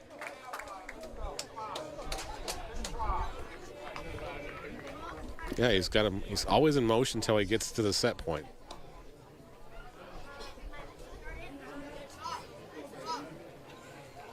The dangerous lefty. As the check over to first and delivers, and that one low. Bettini able to block that down. Couldn't tempt Williams' eye to swing at it. Trying to get him to chase something on the under half here and get himself out. But you saw Boone and Garces do very, very easily and very, very well a lot tonight. The other thing here for the Cardinals is they'd love to see a double play, but with Hernandez's speed off first, it'd have to be pretty sharp to somebody in the infield to pull that off. Williams turns and hammers it deep into left. Underneath it there. And taking that away is Nico Kikatos. Just got a little too far underneath that one, but Williams gave it a charge. Gadzik might have had his heart in his throat just slightly. But like a typical closer, he does not showing any composure, not letting that one off there. Nolan doesn't have a good tell there. Got a great poker face. Well, and big that it died out where it did, not only because it didn't clear the fence, but it didn't get to the wall either, which forced Hernandez back to first base. Yep. I think Hernandez was telling the first baseman over there, yeah, I thought it was going to be a gapper for sure. Nolan Maciabrota. Far from out of the woods yet is Jacob Gadzik. Maciabrota, of course, 0 for 3 in the contest. A trio of strikeouts. He's had some trouble with the home plate umpire. Not agreeing with the strike zone. 1-0 the count to Maciabrota. But the Saskatoon native will go back to battle here in the 9th inning with a chance to redeem himself. Besides, it looks like he could be playing for the Riders. Gadzik delivers again, rolls in low, 2-0. And Bettini's going to go out and talk to Gadzik again. And again, this is Gadzik's season debut. He just got back from the NCAA. He's so new he doesn't have a pitcher and point streak. There you go. But he's got his name on his back of his jersey because it was probably waiting for him. I got to imagine, yeah. But July Bettini is the first time that they'll have worked together in any sort of live situation. I don't think they've caught a bullpen or anything because I don't think they've thrown any bullpens this week because weather's been kind of suspect as well. Caleb Sorosky is warming in case he's needed. Could be just going through a bullpen himself, though. Yeah, well, again, they haven't played in a week. Gadzik delivers, got Maciabrota swinging through that, 2-1.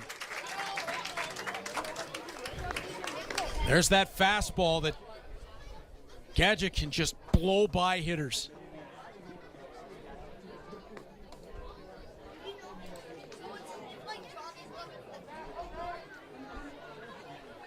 Gadzik sets. Has the look over to first and delivers. Maciabrota laces that into right center field. Hernandez is going to come sweeping all the way around from third. He'll get waved home. The relay is on. Bettini got him. Oh, my.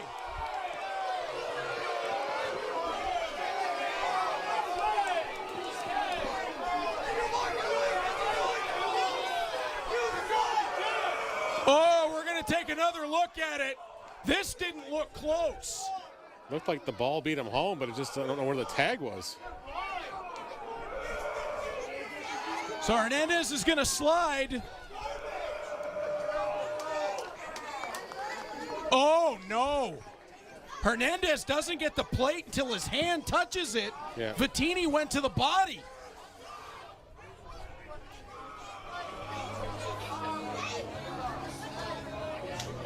Oh, man. Well, look at it again right here in the freeze frames, and it's coming across. Can't tell. I guess his foot. Oh, it's very close. Very close. Caleb Sorosky comes into the ball game with it now 3-2. Tying run at second base, only one away. And, yeah, I don't think the Cardinals were at all happy with that call. That looked like Bettini got him on the tag.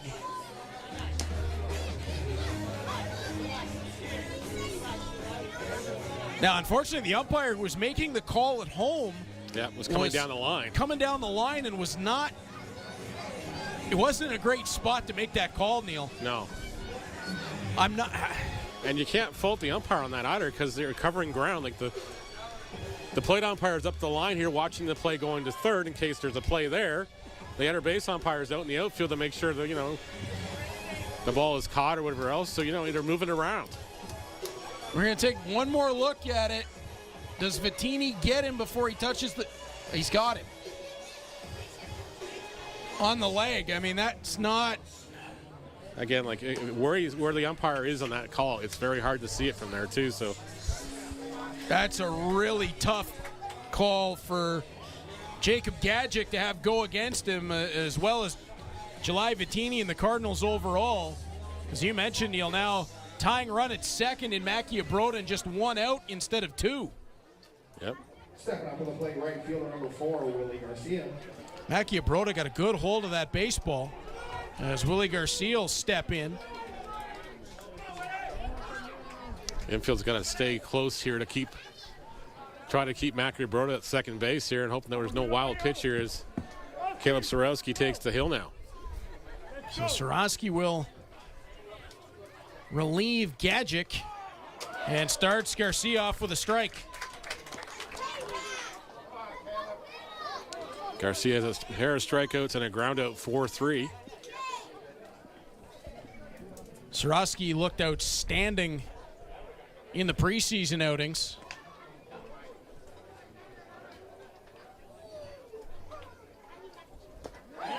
Got Garcia swinging through that to make it 0-2. A great job by Vittini to knock that down so he couldn't go too far there. Mackie Broda had to stay at second base. Sorowski, a dominant collegiate pitcher. I feel for Jacob Gadjic too. His first test coming back in, and working with a new catcher, just got back to the team, coming in the 9th inning in that spot. It's a tough ask. Sorowski delivers that outside. 1-2, trying to tempt the eye of Garcia.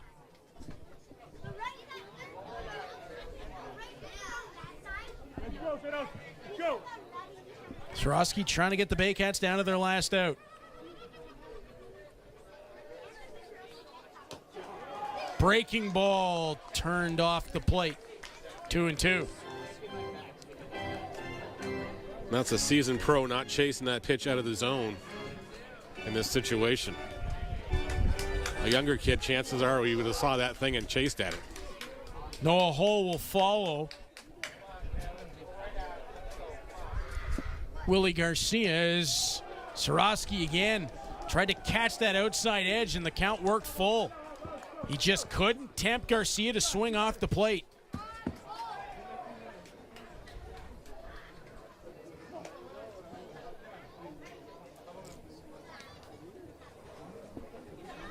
Give the Baycats a lot of credit. They have not stopped battling after going down 3-0. Sorowski got him on the curve. Beautiful pitch. I think Sorowski learned from the pitch before that. He's okay. He's not going to chase the other half, so he goes back inside here. Hangs the curveball across and broke down low, and he gets the punch out. 2 away now. Garcia knew it as soon as he swung through it. He got fooled. And stepping in with a runner in scoring position is Noah Hull.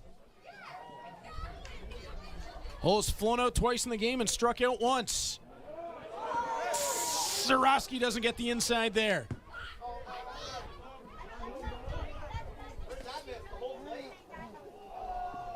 And now Mackie Broda is going to come out of the ball game. For a pinch runner. Yeah, pinch runner headed to second. Pinch running for Barry, number 33, Seifa Jones. Seifa Jones definitely got more speed on the base paths than Mackie Broda.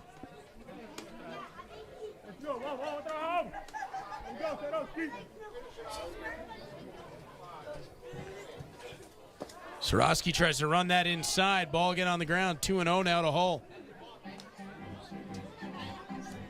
The only issue that you foresee with that is if they're able to get a Seifa Jones home, you've just taking out one of your best bats to do it. Yeah. But they do have a lot of depth on that bench. Well said. That would be the other side of it. Soroski winds and delivers. Got Hull swinging for strike one. Cardinals 2 strikes away from a really impressive home victory. You see Hull then again doing the motion with his hand like he did the last time up. Just trying to remind himself where he's got to do as far as his mechanics. Can Soroski finish this one off? 2-2 the count. Buried down to their last strike. Crowd on their feet. Soroski has the look in.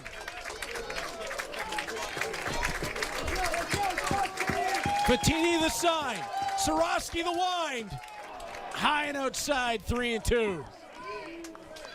A little too pumped up on that throw. From the full count. The man on deck is the man who started the Baycats back into the ball game, and Tristan Clark with a home run in the 8th. Soroski an opportunity to end it. It does! Caleb Soroski will get the save. 3-2 victory for the Hamilton Cardinals after a beauty from Owen Boone. Yeah. Owen Boone, the story of this game early and often. His counterpart, Frank Garces, equally up to the challenge. Both guys, as they got tired, got the ball a little bit up. Cardinals were able to take advantage of Garces in the 7th inning to get the lead.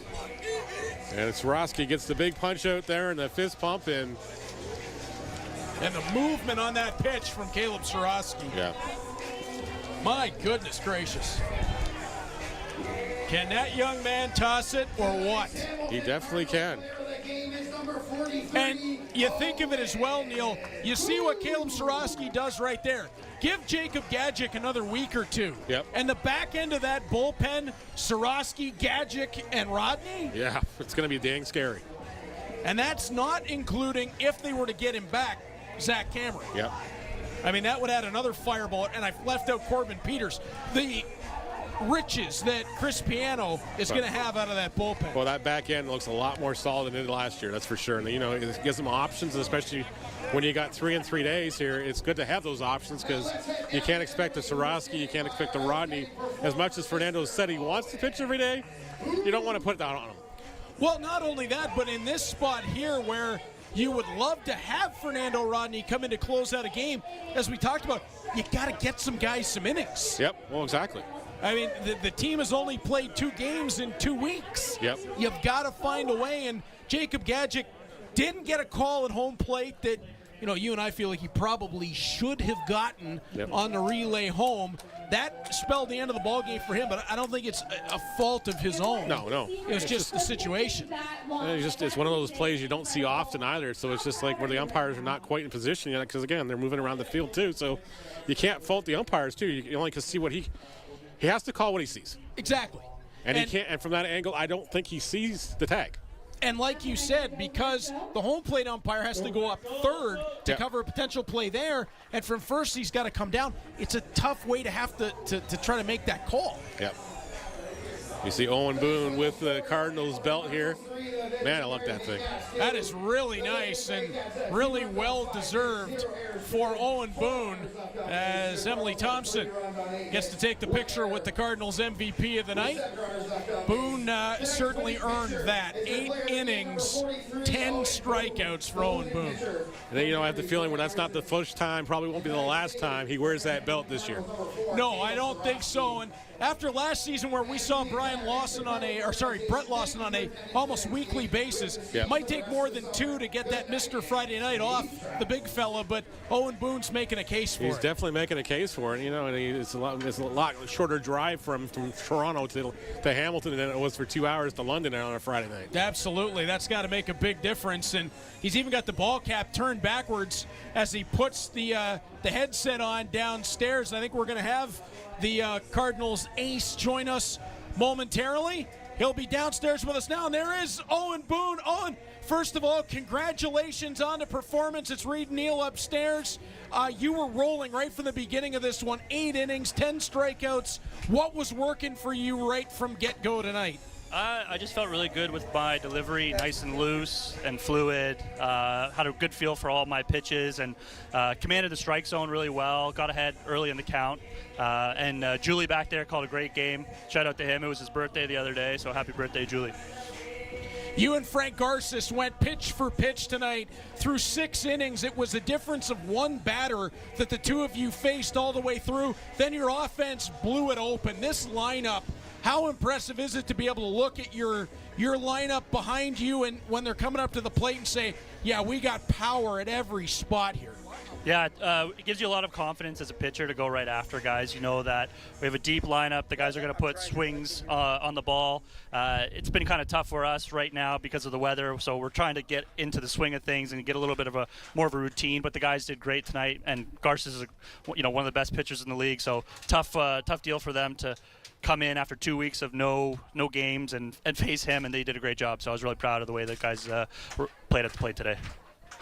And finally, Owen, from up top here, I know my broadcast partner, Neil Sriwastawa, has seen you a lot over the years, being in London, through time at university. He's never had a chance to really cheer you on and cover you from this side before. He's excited about it. How excited are you to see this Cardinals team all come together? I'm really excited. It's a great group that we got over here. The fans are fantastic. The environment in general at the ballpark is second to none. So I'm super happy with, we're in red right now, and hopefully we can just keep it going and have a great season. Owen, thanks so much for the time. Congratulations on the great performance. Now get on down to the clubhouse and celebrate with the guys. Appreciate it. Thanks, guys. Cheers. That's Owen Boone, the star ace for the Hamilton Cardinals. And Neil, you finally get a chance to see him in the red and white. It definitely feels different to be on the other side of that. I gotta say that. It definitely feels different. It's not bleeping Boone again. We saw an incredible performance of 2 pitchers tonight, Owen Boone and Frank Garces. Cardinals blow it open. The Baycats would not give up. Sets up for a great run for the guys in Barrie tomorrow. Oh, exactly. They have to be like goldfish tonight. They got to, okay, we won this one. Let's forget about it. We got to go out Saturday. We got to go out and we got to face this team again. But we got to, with the same approach out there, you got to start, working these pitchers, working these counts, getting the hits across, getting the runs across, and you got to come back in here. You got to go out and win the ball game again tomorrow.